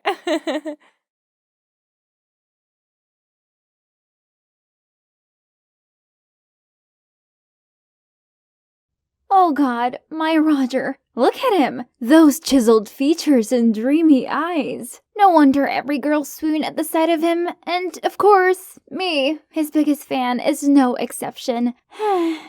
You're probably wondering how I got into the backstage area of a star actor like Roger, right? It's simple. His makeup artist is Hannah, and she just so happens to be my big sister. Of course, I had to beg her for days to let me tag along. That's why I have to embrace every second of being this close to my celebrity crush. Hey, are you taking pictures of me? Oh no, busted. I was stammering, trying to come up with some excuse when to my surprise, Roger lifted my phone and took a selfie. Here you go, baby girl. Next time, just ask. Oh my, there's no denying that Roger is boyfriend material. The girls from my class will definitely be turning green once they know this. Oh, he wants some orange juice? No problem, Roger. Just call me your own personal genie. Then I rushed around to find some OJ and hurried backstage to give it to him. But too late. His other fangirls had beat me to it. There were enough juices for him to drink all year round now. Sadly, I turned around to leave, but accidentally bumped into someone. Holy moly, it's Roger! He smiled at me and looked down at the cup of fresh orange juice in my hands. May I borrow your OJ? This is my number if you need it. What does this mean? Have I, an ordinary girl, caught the eye of the hottest guy on the planet? Ouch! This is clearly not a dream. For the rest of the evening, I tried composing the perfect message to him. Ugh, why was it so hard? I must have typed and deleted it at least 100 times. Oh no! I just pressed the send button by accident. Before I could remove that message, he already replied. That's it. There's no turning back now. I tried to calm myself down and went with the flow, which then led us to hours of long conversation. And soon, we were talking every day. One day, out of the blue, he said he wanted us to have a private date. Does that mean our relationship has moved on to the next level? Our first date was at this low-key diner with very few customers. I disguised myself just like what Roger told me to and waited for him. But it's been an hour in vain. Did he really stand me up? I glumly got up to leave when a sweaty, out-of-breath Roger appeared. Turns out he struggled to lose his security guards just to come and see me. Aw, it's so sweet that he went to all this effort for a normal girl like me. No need for a fancy restaurant nor extravagant gifts. This diner was already the most romantic, as I had a real gentleman right here. Don't wake me up from this dream ever. Then, before we parted, he gently put a daisy bracelet on my wrist. Dating in secret is pretty exciting, right, babe? Oh boy, this proved that I was no longer just a mere fangirl having a crush on her idol. Yep, we were officially dating in secret. The next day, I arrived at school in the best mood ever. I was singing on the way to class when my friend Alba startled me. Hey, have you watched the new trailer for Roger's upcoming film? It's dope. I booked the ticket for the sneak show already. Pfft, that's nothing. I already got a slot at the movie premiere. Jealous much? Huh, that's the power of a fan club's vice president. And for me, I just had the most romantic dinner date ever with Roger. Oh, of course, that's only what I wish I could say. In fact, I could just smile and then head on to my seat. Keeping this secret is driving me crazy. But I guess dating an idol comes with a price, and I don't mind paying for it my whole life. But okay, on top of all the secrecy, as y'all know, celebrities are always occupied, having no private time left. So we have to come up with inventive ways to get some alone time. Finally, Hannah had left. Let's see, hair, makeup, clothes, everything was perfect. No one seemed around. Now I needed to hurry to Roger's van. Hey Hannah, why are you still here? Wow, look at you, all dressed up, huh? What's the occasion? I just forgot my stuff. See ya. And then I rushed behind the vanity van. Phew, so close. It's a good thing I look a lot like my sister and have picked up some great makeup tips from her, so it's a piece of cake for me to pretend to be Hannah and sneak into the filming site. Let me see if you're my adorable Harper. While praising my excellent disguise, Roger suddenly went silent. Then he turned into a completely different person. His attitude changed. He pushed me away, poured his coffee onto his shoes, and started yelling at me. What on earth are you doing? Do you know how much these cost? Clean them! What just happened? I reached my arm out and asked if I'd upset him, but a woman swung my hand away. Take your filthy hand off my son! Oh, it's Roger's mom, Mrs. Walker, the chairwoman of the film production company, known by the entire industry for being a bossy lady who always caused others difficulties. Worse still, the buzzing sound outside also started growing louder. Oh no, I better not cause any trouble here. So I kept my gaze at the ground and frantically apologized. Suddenly, a hand grabbed my arm and pulled me away. It was Danielle, Roger's manager. Don't be bothered too much if he acted a little off. He was just too stressed from work. I'm Roger's older sister, by the way.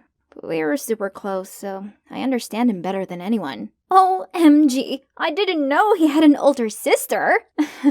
But I know about you. Every time he sees you, his eyes fill with happiness. It's kinda obvious. You don't have to say anything. I'll keep your love story a secret. It turned out that Danielle knew everything and didn't say a word because she knew it would embarrass us. After that, she drove me home and we exchanged numbers. Roger wasn't being very responsive, so it was nice having Danielle to talk to, as she was very supportive of our relationship and kept me up to date with the schedule. A whole week has passed since that day with no reply from Roger. Nothing. Not a single phone call. I also texted his new phone number that Danielle gave me, but still zilch. Sometimes I don't know if I really have a boyfriend or not. I just want to experience what other couples have. Stop wasting your time fantasizing about a guy far out of your league. It's so tragic, especially now he has a girlfriend. He's totally betrayed us. What did she just say? Girlfriend? I hurriedly went online and saw a photo of Roger and Jessica, a hot singer, looking cozy backstage. So he was ghosting me to be with her? My heart felt like it was going to burst into flames. I immediately texted Danielle and she replied straight back, complaining that she was also having a headache with Jess's dirty PR tricks to promote her new album.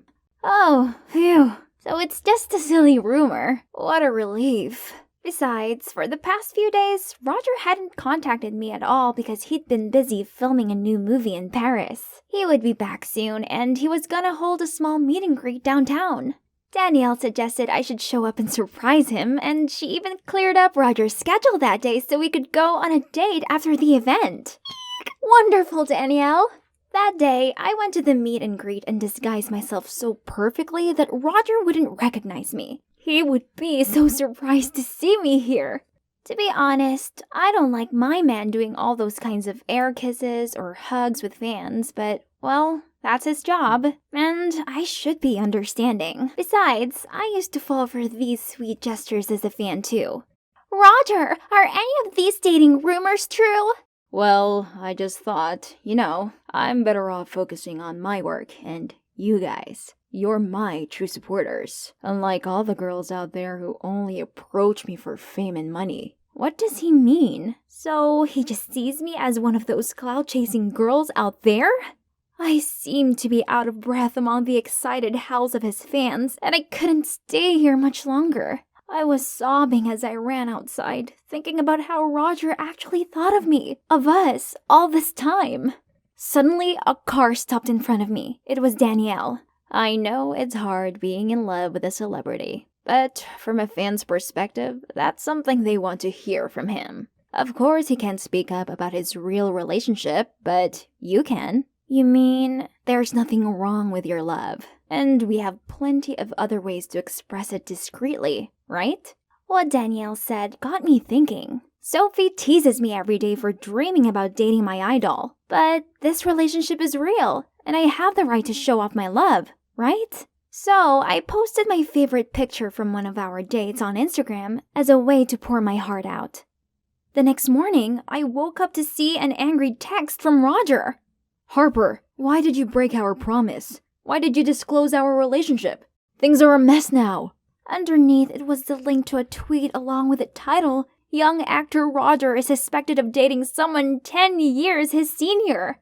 Oh, no. How did they find my photo that quickly? And worse, they must have mistaken the person in the picture to be my sister, Hannah. Well, at least my sister is on vacation, so she hasn't found out about this yet. I must fix this before she comes back, or else she's gonna kill me. I tried to contact both Roger and Danielle, but got no response. What to do?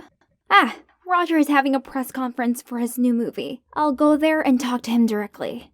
I used Hannah's pass card to rush backstage in the hope Roger would be there, but wait, there's only Mrs. Walker and her staff. You better clean up this scandal immediately. Don't let it affect the conference. So annoying. That makeup artist must be using some tricks to take advantage of Roger. Now she will know what it's like to have her career ruined.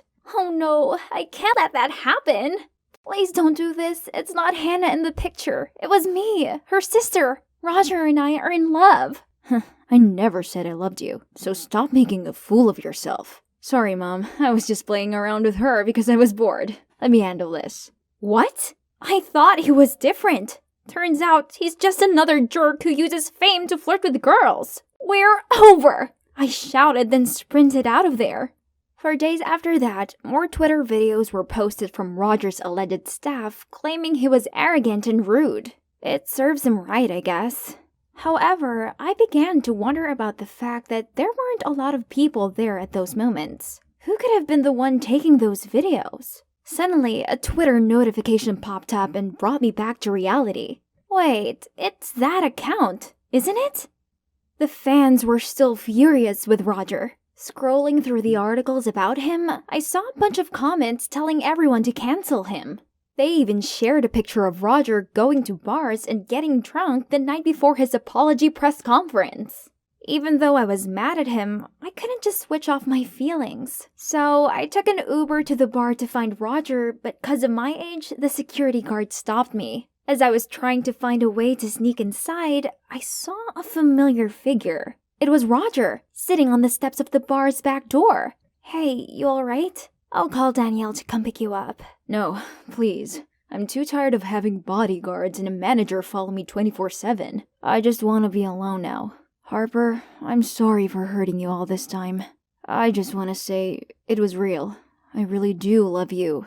I did what I did because I was so worried that my adoptive mom would harm you if she knew about us. Your adoptive mom? Yeah, I'm not Mrs. Walker's biological son. She recognized my acting talent, so she adopted me when I was 11. Since then, I've been nothing more than a money-making machine to her. He then told me how his pure passion for acting was starting to be worn out by all these pressures of being a celebrity, especially now that he knew someone was behind all the recent scandals. I know who's behind it all, so do show up at the press conference as planned, and I'll take care of the rest. I waited for Roger to finish his apology for all the scandals. Then I went up to address the crowd. All of the rumors are fake. I know this because I'm the girl from the video. And the person who filmed and edited it to make it look bad was his manager, Danielle. I pointed to her, and amidst the gasps, all eyes and cameras shifted to her. What? This is slander. You have no proof. Then I held up my phone and played a video recording of Sophie admitting that Danielle was giving her the videos to upload on the internet. Actually, on the presentation day, Sophie accidentally revealed her secret Twitter account, which was none other than @CancelRoger, the one of the so-called staff. So I confronted her right away and told her that she could be sued for defaming others. When I first heard the rumor about Roger having a girlfriend, I was blinded by jealousy, so I listened to Danielle. Given that she's his manager, how could I not believe that those videos were true? As his fan club vice president, I had my members' best interests at heart, so please, don't sue me. Fine, it was me. So what? I need to show Mom that Roger's not as special as she thinks she is. I knew Roger liked Harper, so I approached her and used the relationship to ruin his career. Then Mom would finally notice me. Whoa, what a twist, right? So what now? Well, Mrs. Walker and Danielle's true intentions were exposed for all to see. This cleared Roger of all the scandals, and his fans are all back together to support him again. He has a new manager now, and they have no problem with him publicly dating me. Oh, and as for Hannah, Arriving back from her trip to discover she'd been dating one of her celebrity clients didn't go down too well with her. But it's not all bad, since she now has loads of bookings after this scandal. So if anything, she has me to thank for being more in demand than ever. Just one step into the hallway and I could already hear all kinds of whispers going all around. What happened? Did you forget, Sandra? It's Monday. Oh, not again. Who's the unlucky victim this week? Dorothy! It's Dorothy! Look what embarrassing deed she's done. So, it was a photo of the resident mean girl, Dorothy, on a date with some old rich guy. Ben and I had zero interest in those kinds of things, but these kids, on the other hand... Hey, there she is! This was the third Monday in a row that our school had turned into this gossiping chaos zone. Why, you ask? 3 weeks ago, out of nowhere, a bunch of random QR codes appeared stuck to some of the lockers. Curious, we scanned them and got access to this mysterious blog by someone called Quiet Night. They said they wanted to expose the true face of this prestigious school. So, every Monday at 2 a.m., they would reveal someone's dirty secret. And the first secret belonged to the beloved basketball team captain, Lewis. Turns out he flunked the last match on purpose so the rival school that his secret girlfriend attended would win. At first, everyone doubted it, but then someone found the girlfriend's Twitter where she posted a celebration photo. So, there you go. Everything became clear as day. Lewis immediately lost his captain title and the entire school cancelled him. While everyone was still buzzing with that, already came the next Monday secret. It was Mr. Worthing, our popular math teacher. His classes were known for their top performances. But as it turned out, he had always accidentally leaked the questions to his students before every exam. The rumor reached the principal, and he immediately had people look into it. Unfortunately, it was true, so Mr. Worthing was fired. And as you've heard, little Miss Dorothy was the third unfortunate victim.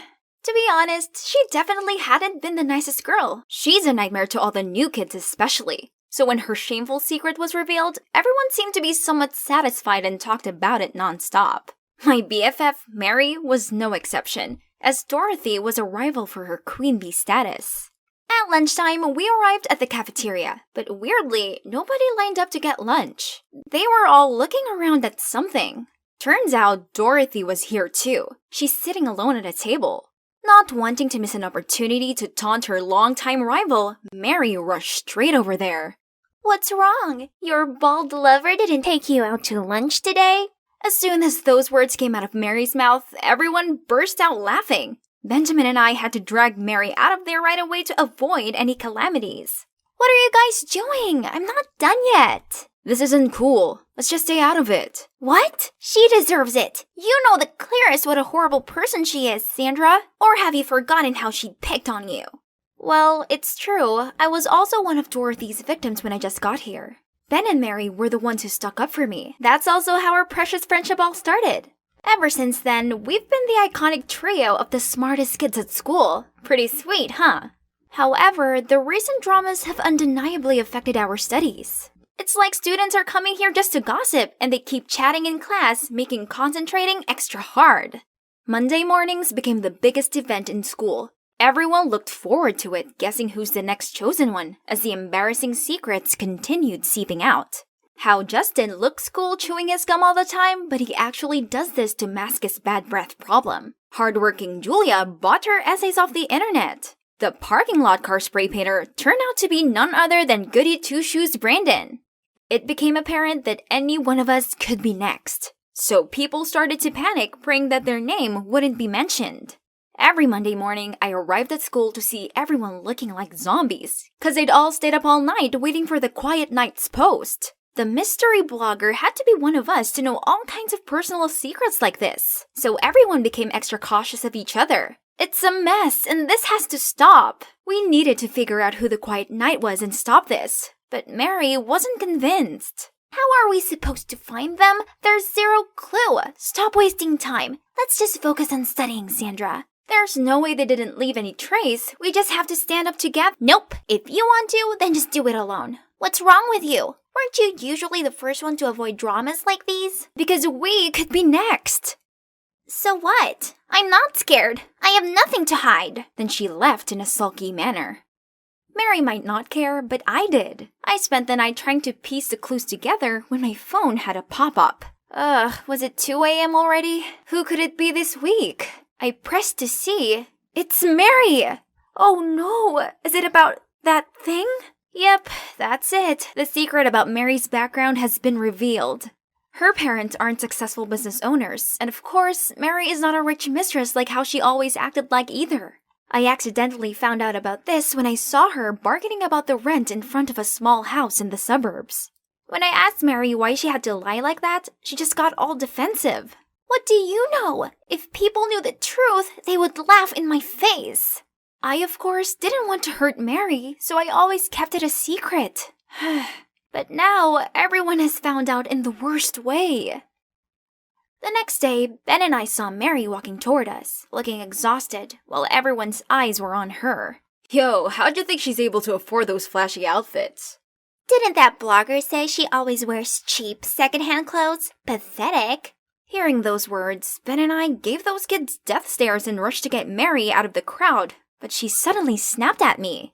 Sandra, you're behind all of this, aren't you? Huh? What? Mary, what do you mean? Why would I do that? You're the only one who knew my secret. If it wasn't you, who else could it be? You are the quiet knight. What she said quickly caught everyone's attention, and I felt everyone's curious eyes fixed on us. Mary, that's not right. Remember, it's Sandra who called on everyone to find the culprit. That was clearly a distraction to fool everyone.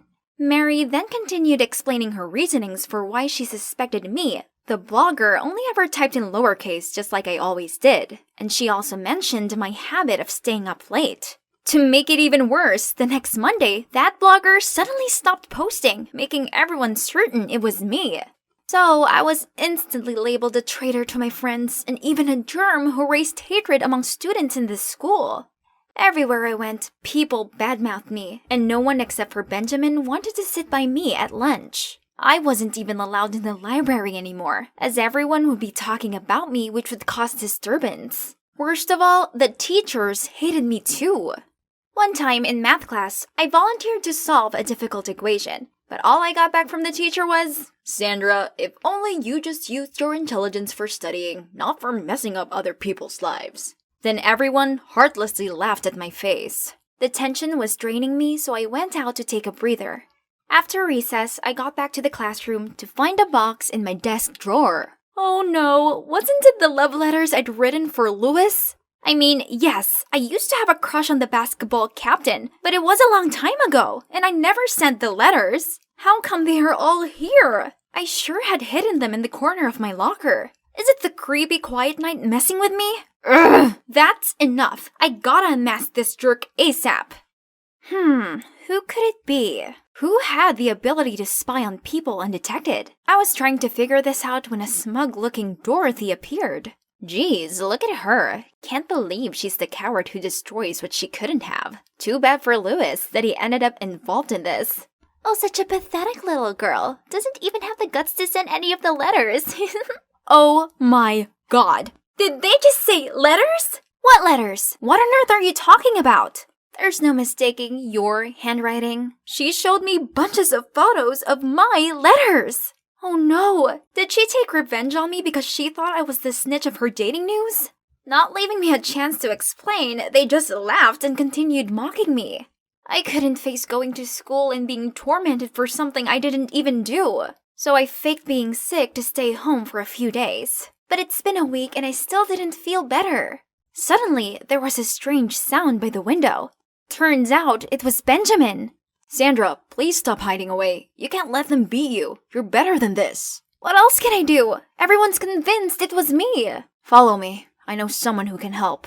Now, I was sitting in a cafe with Benjamin, and Max, an IT genius in our school. Benjamin insisted this guy could help identify the anonymous blogger. After just a few minutes of checking the IP, Max has been able to track it down. But, it led to Mary's place?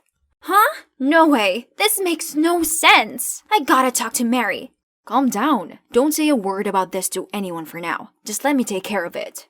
I had no clue what Benjamin was planning. He said he would help me clear up the case, but nothing happened for days, until now he insisted I'd come to watch this basketball game. What's the point? It just gave others a chance to mock me further. While immersed in my thoughts, suddenly I heard someone's voice on the loudspeaker. It was Benjamin. Hi everyone, I'm sure you guys are tired of the Quiet Nights blog by now, right? Yeah, at first, I just wanted to entertain you all a bit after boring hours of studying, but I guess it's no longer fun, huh? I'm sorry then, I'll stop now. Thanks for tuning in. What on earth is he doing? Now the entire sports hall was buzzing. Is it really you? Benjamin was about to reply when Mary jumped out. No, it can't be you. Stop wasting time protecting Sandra. How could you possibly know where her love letters were kept? Or about Dorothy's secret? So, you tell me, who knew those things then? Mary looked taken aback and confused. Then Dorothy appeared. It's her. It's her who gave me Sandra's locker key. What? So it really was Mary. I was still hoping that Ben's friend made a mistake somewhere instead, but... Why, Mary? I don't understand. Of course you don't. You're not in my shoes to judge. Turns out at first, Mary created the blog for the sole purpose of getting revenge on Lewis for being a cheater. He always told Mary that he wanted to date in secret to avoid peering eyes, but it was just an excuse so he could sneak around with other girls. Which is why this was news to both Ben and me. How about the math teacher? What has he ever done to you? He had no work ethic, so he deserved it. I always studied really hard, but he said that girls like me only ever cared about our appearance. He still thought my good grades were from copying these two. And you, Dorothy? It serves you right for the arrogant habit of bossing newbies around. Then she blatantly left the crowd as if she had nothing to do with the school drama all this time. I tried to chase after her, but I was stuck amid this angry crowd. There's still something she hasn't explained yet. The following days, Mary still went to school, but all of the other students isolated her. Benjamin and I tried to approach her, but she went out of her way to avoid us. So, after school, we decided to follow her. We saw her going to the cafeteria, but not to buy things, but to help the lunch lady clean up. Mary, stop being like this. You've still got a friend in me, but don't you think I deserve an explanation too? She then finally sat down and talked to us. Mary would have stopped after exposing the 3 people she hated, but when she saw everyone eagerly waiting for the news every Monday, she found it interesting and continued to bring up other embarrassing things. But then, when things started getting serious, she panicked and looked for someone to blame, and that person was me! Because I was the one who first came up with the idea of tracking down this anonymous blogger. Furthermore, she was angry with me for finding out her secret. Envious because I got better grades than her, and jealous because I was closer to Ben than she was. Mary admitted she felt outshined and left out. So, you decided to expose your own secret you kept for so long just to frame me? Do you hate me that much? No, Sandra, it's not like that. I'm really sorry. As for that secret, I had tried to act like a hot girl from a rich family just to be worthy of that jerk Lewis. But since I know he's a bad guy, there's no point of keeping that secret anyway. Ben and I leaned over and hugged her, saying it was all okay. As long as we are honest from now on, we'd be able to sort everything out. After that, we helped Mary clean up the messy tables in the cafeteria. And can you believe it? The lunch lady is actually Mary's mother. She was the one who unintentionally told Mary all the petty secrets that everyone gossiped about while getting lunch. Mary has always hidden the fact her mom's the lunch lady, but after being exposed and boycotted, she gave up and decided not to try hard for the popular girl title anymore, but just to be herself. I knew that this was hard for Mary, but deep down she has a good heart, else she wouldn't have befriended me when I first started at this school. Living up to the expectations of being the school's it girl must have been exhausting. It's been a semester full of drama, hasn't it? Phew, lucky it's almost over. Now we're in a hurry to revise all lessons together to prepare finals week. We still compete with each other a lot, but this time it's fair and square. The 3 of us already decided that whoever gets the lowest score will have to take the other 2 out for dinner. Free food, here I come, as I definitely am not going to lose. I dashed along the hallway, then skidded to a halt in front of the classroom door. I was late. Again. Miss Anderson, what's your excuse today? morning, sir. I'm sorry, but my spaniel hit my shoes, then I tripped over a package by my front door, then my heap of a junk car wouldn't start, and That's enough. Good God. Please sit down. Ashley already took attendance. what? So much for my perfectly crafted excuse. Mr. O'Shaughnessy totally would have let it slide, but she had to ruin it. I'm Ashley. I'm pretty. I'm perfect. Everybody likes me. Well, no one likes teachers' pets, Ashley. Think I'm being too harsh on her? Just ask anyone about Ashley May Anderson. Ashley's father's a vet with a Medal of Valor. They even had dinner with the president at the White House. For her sweet 16, she rented out the swankiest club downtown for an entire weekend, and David Guetta DJ'd. Ashley dated 2 college boys at the same time, and when they found out, things got physical. Okay, maybe not all of that was true, but who cares? Look, the main character here is me. Hi, my name's Ashley May Anderson. I know, what a freaky coincidence, right? But that's the only thing we had in common. Because unlike popular Ashley, I'm just a normal teen who's just minding her own business. But then she transferred here and messed up everything. This happens every time I open my locker. And they're not addressed to me, but to Ashley. Jeez, why do boys go so cuckoo bananas over that pretentious princess? I gathered that whole cluster and dumped them on Ashley's desk. Here's your delivery for the day. Oh, I have no use for those things. You can keep them if you want. Ha! How snobby. I know those rumors weren't all lies. Alright, if you said so. Being mistaken for Ashley was so annoying that I did consider putting a sign on my locker or something. But I suppose sometimes it actually had its perks. Like when I accidentally knocked over a trash can in the school's parking lot. But upon knowing my name, the janitor said my father was his commanding officer back in the day and let me off. And believe it or not, these mix-ups didn't only happen at school. Once, my family went out for dinner and the staff at this restaurant thought we were the other Andersons. They must be some really important people, cause the super attentive waiters topped up our drinks for free and gave us complimentary desserts. Pretty sweet, right? Only when we were leaving, things almost went south when the manager shook my dad's hand and said, "Thank you for your service." My dad seemed confused, but fortunately, I dragged him away before they busted us. I mean, Ashley's been enjoying these privileges her entire life, so it's fair I benefit a little from them. Especially since I have to endure being called her Walmart version.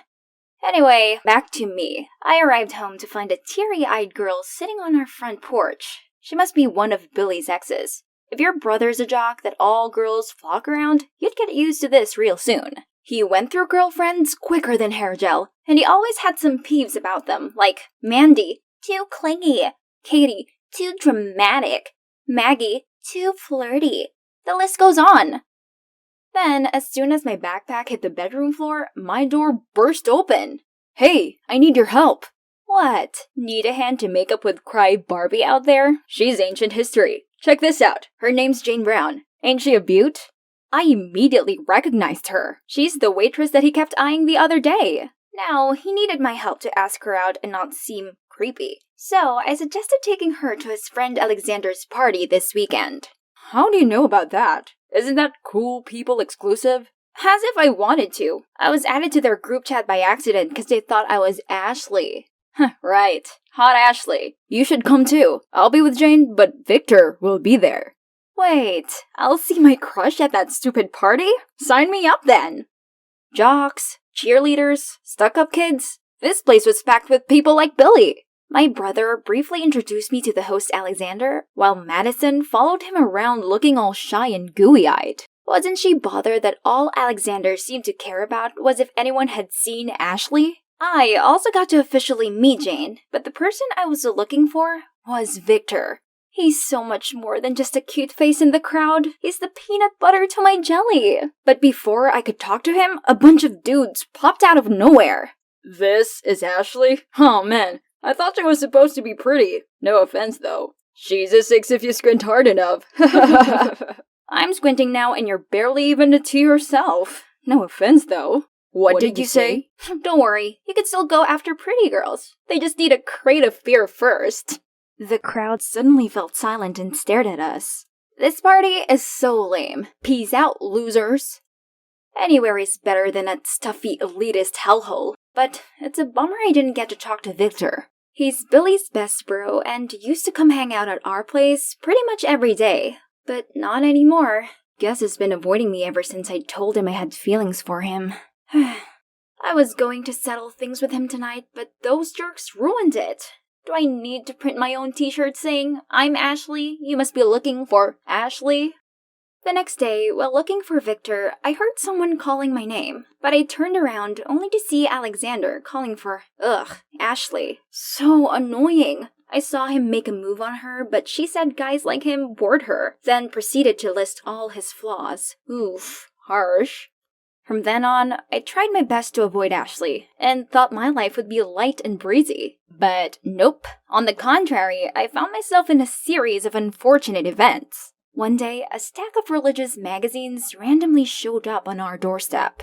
But the real kicker was, they were all addressed specifically to me!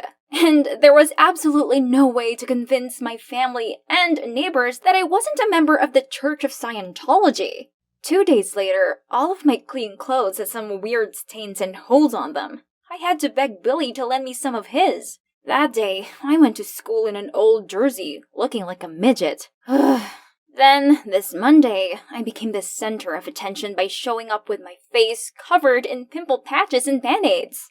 Well, that's because I woke up to countless cystic acne and didn't have enough patches. This resulted in me being called the mummy for 5 days straight. But the final straw was my car having 2 flat tires. The clock was ticking, so I asked Billy to take me to school. However, he just flat out refused, saying he'd already promised to pick Jane up. No other choice, I had to ride my old bike. When I saw Billy's car in the driveway, my pettiness got the better of me, so I splashed my half-empty milk carton over the windshield. I'm on my way. Oh my god, you little brat! Sorry, babe, you won't believe what my sister just did. Seeing Billy's reaction was chef's kiss. Ha! You got it coming, big bro. The next day, my car was fixed, so I managed to get to school early. Looks like my string of bad luck was finally over. Okay, let's see who wants to confess to Queen Ashley today. From Victor? Oh no, why him? I stood there, frozen with a letter in my hand, still processing the situation when a friend came and showed me something on her phone. It's a video of me singing and dancing in my room! No one's supposed to see this, ever! It had been uploaded by some throwaway account, but who else could it be but Jesus Christ, Billy! I rushed home to see Billy and Jane cuddling in the living room. How's he still so calm after pulling that on me? I confronted him, and he didn't even bother denying it, and even said that's what I deserved for vandalizing his car. We screamed and shouted at each other, but before we ended up in a fistfight, he stopped and stumped off to his room. I was still fuming, glaring at his shadow, when I saw Jane gawping at me in delight. Don't blame your poor brother too much, dear. It was I who pulled the strings. What? Jane? But why? We'd barely even interacted. Then she went on about all of my mishaps lately were her doings. Yep, my so-called bad luck, it had been Jane all along. That's for stealing Alexander from my sister. He's her first love. Do you know how heartbroken Zoe has been? Wait, Zoe who? And why on earth would I choose to mingle with that playboy Alex? Kudos to this girl for thinking I could ever steal someone's boyfriend. Hello, I'm still struggling with my lifelong crush over here. I tried to tell her she made a mistake, but she wouldn't listen. Stop denying it. I know it's you. You're East High's Ashley with a vet dad. That checked all the boxes already. Hold up. There's another Ashley Mae Anderson in our school. She's Ashley with EY. I'm Ashley, EIGH. Her dad is a war veteran. My father is a veterinarian. Oh, snap. Good lord. She devised this intricate plan, approached Billy just to make it work, and was successful for the most part. Well, apart from having the wrong person. Just amazing. Jane apologized and promised to take down the video. However, she wanted me to help her take revenge on Ashley in return. I didn't want to get involved, but I also never wanted to be on her bad side again, so I reluctantly agreed. But if you think about it, Jane's story didn't quite add up. Ashley seemed to have a holier-than-thou attitude and had dozens of admirers waiting in line. Why would she get in between them? Not to mention, Alexander's a notorious player who Ashley already ruthlessly rejected. I believe there's more to this. As expected, thanks to that video, my school life was now even more awkward than usual. But it didn't matter, as I was too preoccupied with Operation Ashley. Today's mission, approach her after cheerleading practice. I stood in the corner behind the bleacher, waiting for my chance. But before I showed myself, I saw Madison march over, say something to Ashley, then storm off. After that, Ashley started sobbing? I didn't know what happened, but I felt bad for her. So I tried comforting her, but she kept brushing me off. Look, you can keep the Ice Queen act all you want, but I know you have feelings too. I thought you might have something else you want to share with me, not just the name. And it was like I pulled a lever that let out all of her bottled-up emotions, and we had a heart-to-heart all afternoon. Just as I thought, things weren't what they seemed. We'd better talk this through with one another, so I set up a meeting at a cafe in the South Coast Plaza, as they wouldn't dare to cause a scene in public, right? Anyway, Ashley clarified that Alexander and her weren't a thing, while assuring Zoe that she deserved a guy much better than him. But Alex was really sweet to me. He gave me this present on our 1-month anniversary. Did he say it's his grandmother's? Yeah, he tried giving me an identical one on my birthday. I'd say you dodged a bullet when you two broke up. Please, look at yourself first. You two flirt with boys left and right, and still act all high and mighty. Get off that high horse. Ashley seemed genuinely hurt by Jane's words that it took her a while to speak up. I'm just sick and tired of being the popular girl who has to live up to everyone's expectations. It's too exhausting. I thought transferring here would mean a fresh start, but everyone still has this impression of me which I can't seem to change. The rest of us looked at each other in confusion when we saw how sad Ashley's situation actually was. We didn't know there were so many downsides to being high school popular. Ashley, you know you can just be yourself, right? The world will have to accept you for who you truly are. If people don't like you, then so be it. Yeah, if they don't, that's their problem, not yours. You can't fit into a mold to please everyone, 'cause there's no such thing. I don't want to agree with her, but she has a point. Let the whole world know the real Ashley. And you too, Zoe. Someday, you'll find a good guy who loves you for yourself. Alright, girls, that's settled. Now, I have to deal with my own mess. Billy found out the truth and now he's been ghosting me. But I swear to God, I'm in love with this guy. Gotta go. Bye. I couldn't believe I was rooting for my saboteur and her accomplice to be together. But here I was. Go get him, Tiger. The next Monday, Ashley walked to class and had lunch with me instead of Madison and her clique. And, of course, this didn't go unnoticed. You left us for her? What is she? You're not hot, sister? Before I could clap back, Ashley stood up and unleashed her inner sass. This is me living my life as my true self. If any of you bootlickers have something to say about that, you can shove it where the sun won't shine. Sweet Mary, Jesus, and Holy Spirits! Who knew she had it in her? Her words completely decimated those hyenas. And suddenly, someone grabbed my wrist. Victor? Slow down! Where are you taking me? Besides, you got the wrong person, and also the wrong address for this. You should give it to her yourself. Actually, I sent it to the right girl, but apparently she still hasn't opened it. Wait, what? And you're right, I should tell her myself. It's just that Billy and I made a deal that sisters are off limits, so I thought it's better to avoid you. But hearing Ashley talk about being herself made me realize that I'm sick of hiding my feelings.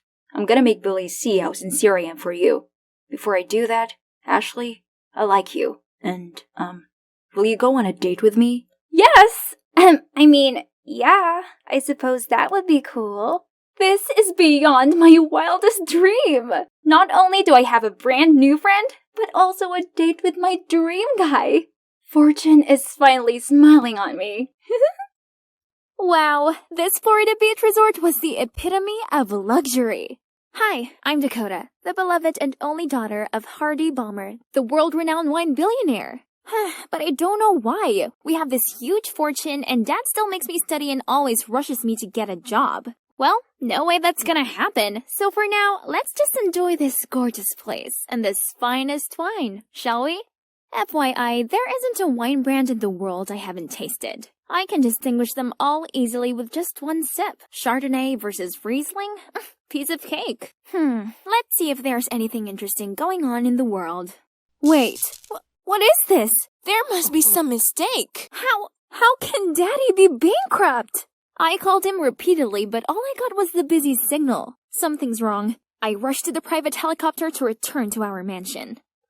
What's happening? Why are those men carrying away our valuable furniture? Then Nanny Maria ran out to me in tears. She told me Daddy had disappeared and all he'd left behind was this wooden box. I rummaged through it, but only found some old notebooks and a certificate of ownership for a farm winery. Oh well, Dad may be bankrupt, but at least I still have this vineyard to live off. Let's go check out my newly acquired assets then. This place looks huge. I wonder how much money it made a month. I looked around and then wandered into an enormous wine cellar. Curious, I touched some wine barrels when suddenly someone's voice snapped at me. Stay away from them. Who are you? I'll have you know that I own this place, so I'll do whatever I want. Have you lost your mind? Get out, now! He suddenly grabbed my wrist and dragged me outside. I furiously screamed and people started to gather around. Listen up, my name is Dakota, Hardy Balmer's daughter, and from now on, I'm in charge around here. I showed them the certificate of ownership as proof, but they didn't seem to care. Only an old-looking man came to shake my hand. Welcome, Miss Balmer. I'm Jack, your father's long-standing companion. Come inside. My son James will show you around in a bit. Okay, finally, someone showed some manners.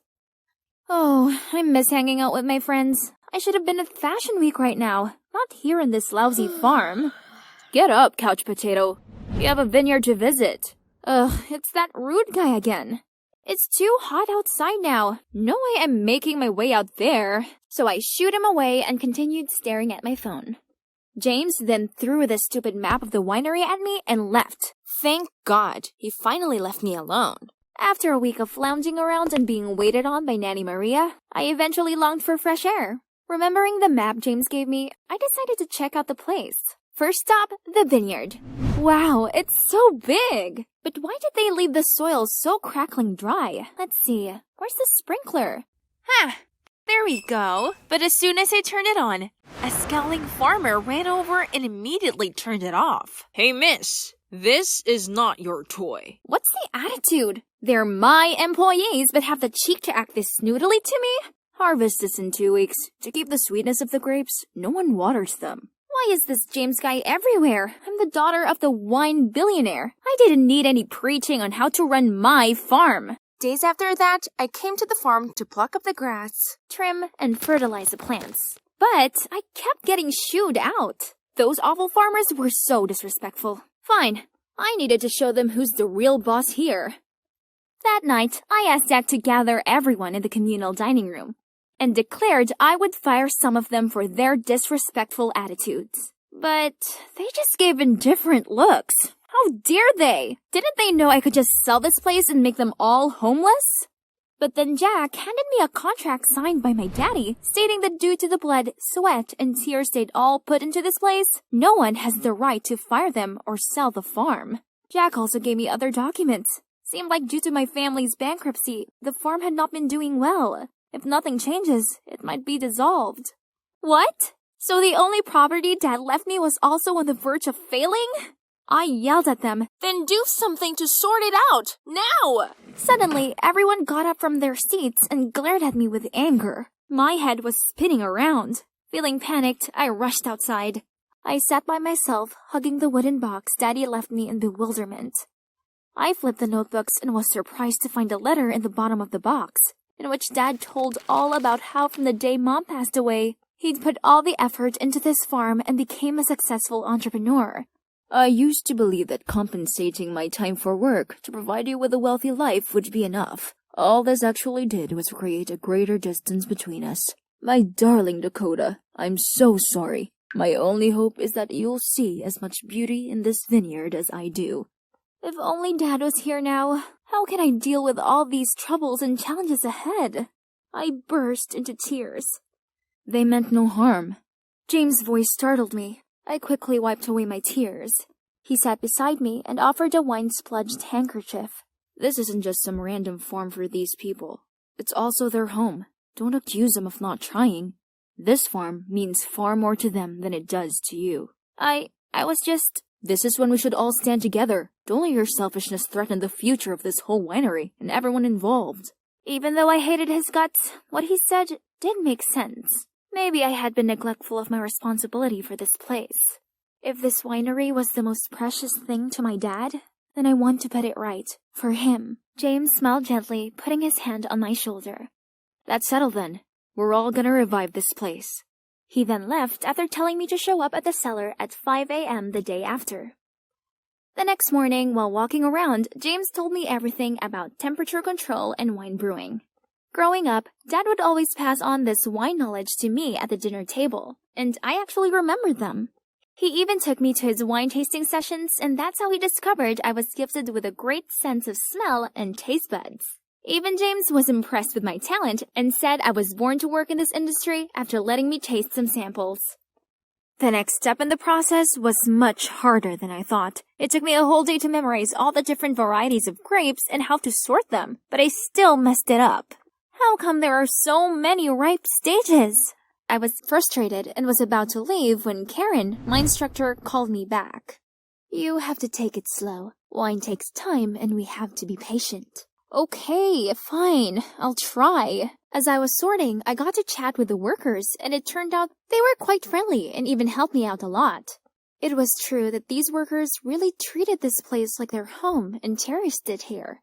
It had been more than 2 weeks, and I was harvesting the new crop with everyone.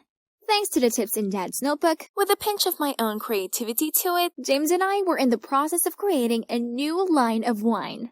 I was confident that this would help revive the winery. I was checking stuff in the cellar when James rushed in with a leaflet in his hand. Hey Dakota, this is our chance. Wow, so this town was hosting an upcoming wine festival. If our winery could win something, we could gain lots of orders for this season. The next morning, I prepared all the documents to register for the King of Wine contest. While waiting for the interview, I strolled through the showroom and tasted the previous winning wines. Wow, they all have unique tastes. Since I had my eyes closed to appreciate the wine layers, I bumped into a handsome guy and accidentally spilled red wine on his shirt. Oh, I'm sorry. No biggie, it's just a small stain. Oh my, he was such a gentleman, which made me feel even more guilty. I was about to ask for his contact so I could make it up for him later when the organizer called me for the interview. My eyes were just looking away from him for a sec, and he'd already gone. Anyway, it was a blessing the interview went well, and our winery was eligible for the contest. I decided to treat myself to a coffee before heading back, but at the counter, I realized I didn't have any money on me. Oh no! I forgot my wallet. I'll pay for that. Wait, it's him, the guy I spilled the wine on. Turns out he's Danny, and he might be young, but he's in fact a skilled wine critic who even held the position of vice president of the city's wine association. More surprisingly, he's a fan of my dad's and adores the wines he created. After chatting with him, I came back to the farm to tell everyone the good news. They were all very excited and started preparing for the competition right away. 2 weeks before the competition, the organizing committee sent over a few people to do some preliminary assessments. And guess what? Danny was also here, being a part of the inspection team. So, after the inspection, I invited Danny to stay and share some knowledge about wine brewing. And fortunately, he's free for a few days and was pleased to stick around. Yay! I excitedly told James the great news, but he responded with no interest. That's not exactly good news. Why? Oh, I see. You're jealous of him, aren't you? What? Me? Jealous? What does he even have for me to be envious about? Well, he's handsome and also exceedingly knowledgeable about wine. And people seem to like him. Wait, where are you going? I haven't finished. Whatever. No one needs him, as we have Danny here now. Such a charming gentleman. For the next 2 days, Danny kept trying to make time for me. Yes, just the two of us. Gosh, he's so romantic. I could spend hours with him. Dakota, you're the most special girl I've ever met. Hey, dinner time. Ugh, another would-be perfect moment ruined by James. He seemed to go out of his way to come between us. He sat in between us in the dining room, saying it was his favorite seat. Then, he followed us into the vineyard and said he was checking the quality of the grapes at 11 p.m. For real? Such a third wheel, and he's so cranky toward Danny. Hello, the guy's trying to help us here, so why the grumpy attitude? Later that night, I was passing by the kitchen when I overheard James and his dad. Should we start now? Definitely. The big day is coming up, or else we won't make it. Dakota is busy being all lovey-dovey with that jerk. She doesn't need to know this. What? Are they planning something behind my back? And then, something absolutely horrible happened the next day. When Danny and I arrived at the cellar to pick up the competition wine, we stepped into a sauna. What is this? Why is the wine cellar so hot? Someone must have tampered with the room temperature. I rushed to check the wine. Oh no, the heat had removed the last 2 notes and made it too sour. I fell to the ground and started sobbing. Danny tried to comfort me. He told me not to worry as he'd introduced some big clients to me, then he had to leave to prepare for the upcoming competition. I looked at the barrels in sorrow, but then remembered something. My dad also set the heat too high once and found a way to filter and ferment it again to tone down the sour flavor. I'm sure it's somewhere in the notes he left. I hurried back to my room to search through the wooden box, but I couldn't find it anywhere. Someone definitely was messing with me. Oh my god, who else could it be? The conversation between James and his dad came to mind, so I furiously went to look for him. Seeing James, I couldn't control my anger and shouted, "It's you, isn't it? You adjusted the wine cellar temperature. You stole my father's notebook. You've been planning to sabotage me for a long time, haven't you?" James acted confused, but before the snake could blurt out anything, I stopped him and said, "Get out of here, now!" He gave a defeated nod, then left without a word. Tomorrow is the day of the contest, yet I don't have any wine to enter. I picked up the letter my father left me and felt like a loser. Maybe I'm just not fit for this. Right at this moment, James pushed the door open. "Dakota, look! I told you to leave!" Ignoring my words, James calmly poured a glass of wine and told me to try it. Oh, this actually tastes pretty good. It's the new wine you created. I stayed up a few nights and fixed its acrid taste. Now we can take it to the contest. I yelped out in joy, then lunged to hug a surprised-looking James. Look at his face, red as a tomato. But, remembering how sketchy he was in the kitchen the other night, I quickly let go of him and calmed down. First things first, we had to hit the road now to participate in the competition. Our wine stall attracted a lot of guests and got highly praised by all the judges. When Danny saw us, I noticed how surprised he seemed by my presence with this new wine. I didn't expect the technique of filtration and fermentation could change the flavor so amazingly. You're really talented, Dakota. Let's take some time to discuss this in more detail later. I happily agreed, but isn't that technique recorded in my dad's notebook? How did he know it? I left the bar and sneakily followed Danny. Then in a hidden corner, I overheard him talking to someone. I've adjusted the cellar's heat to destroy everything, but who knew she'd use her father's technique to fix it? I've already taken the notebook away, but she probably remembered them all. Whatever the reason is, her wine is becoming a strong rival. My championship is at stake. Can you just do something? So, have I been trusting the wrong person? Well, that hurts. But I'll sure make him pay for that. I quickly submitted the recording to the judges, and immediately there was an announcement to pause, and the wines were regraded by blind tasting to be fair. And you know what? The new wine I created won the 3rd prize. Okay, so the prize money wasn't as grand, but it'd help us get a decent amount of orders for the next year's crop. I happily went to the podium to accept the award and almost fainted on stage because the awarder was no one other than my dad. I hugged him and sobbed uncontrollably. It turned out that my father was not bankrupt. He just donated all his assets to charity. His plan to pretend bankruptcy was just to help me become more independent and walk on my own feet. It's unbelievable, but I'm not mad at him for it. On the contrary, I feel very fortunate that my father did that to give me a chance to grow up. As for Danny, he was kicked out of the City Wine Association.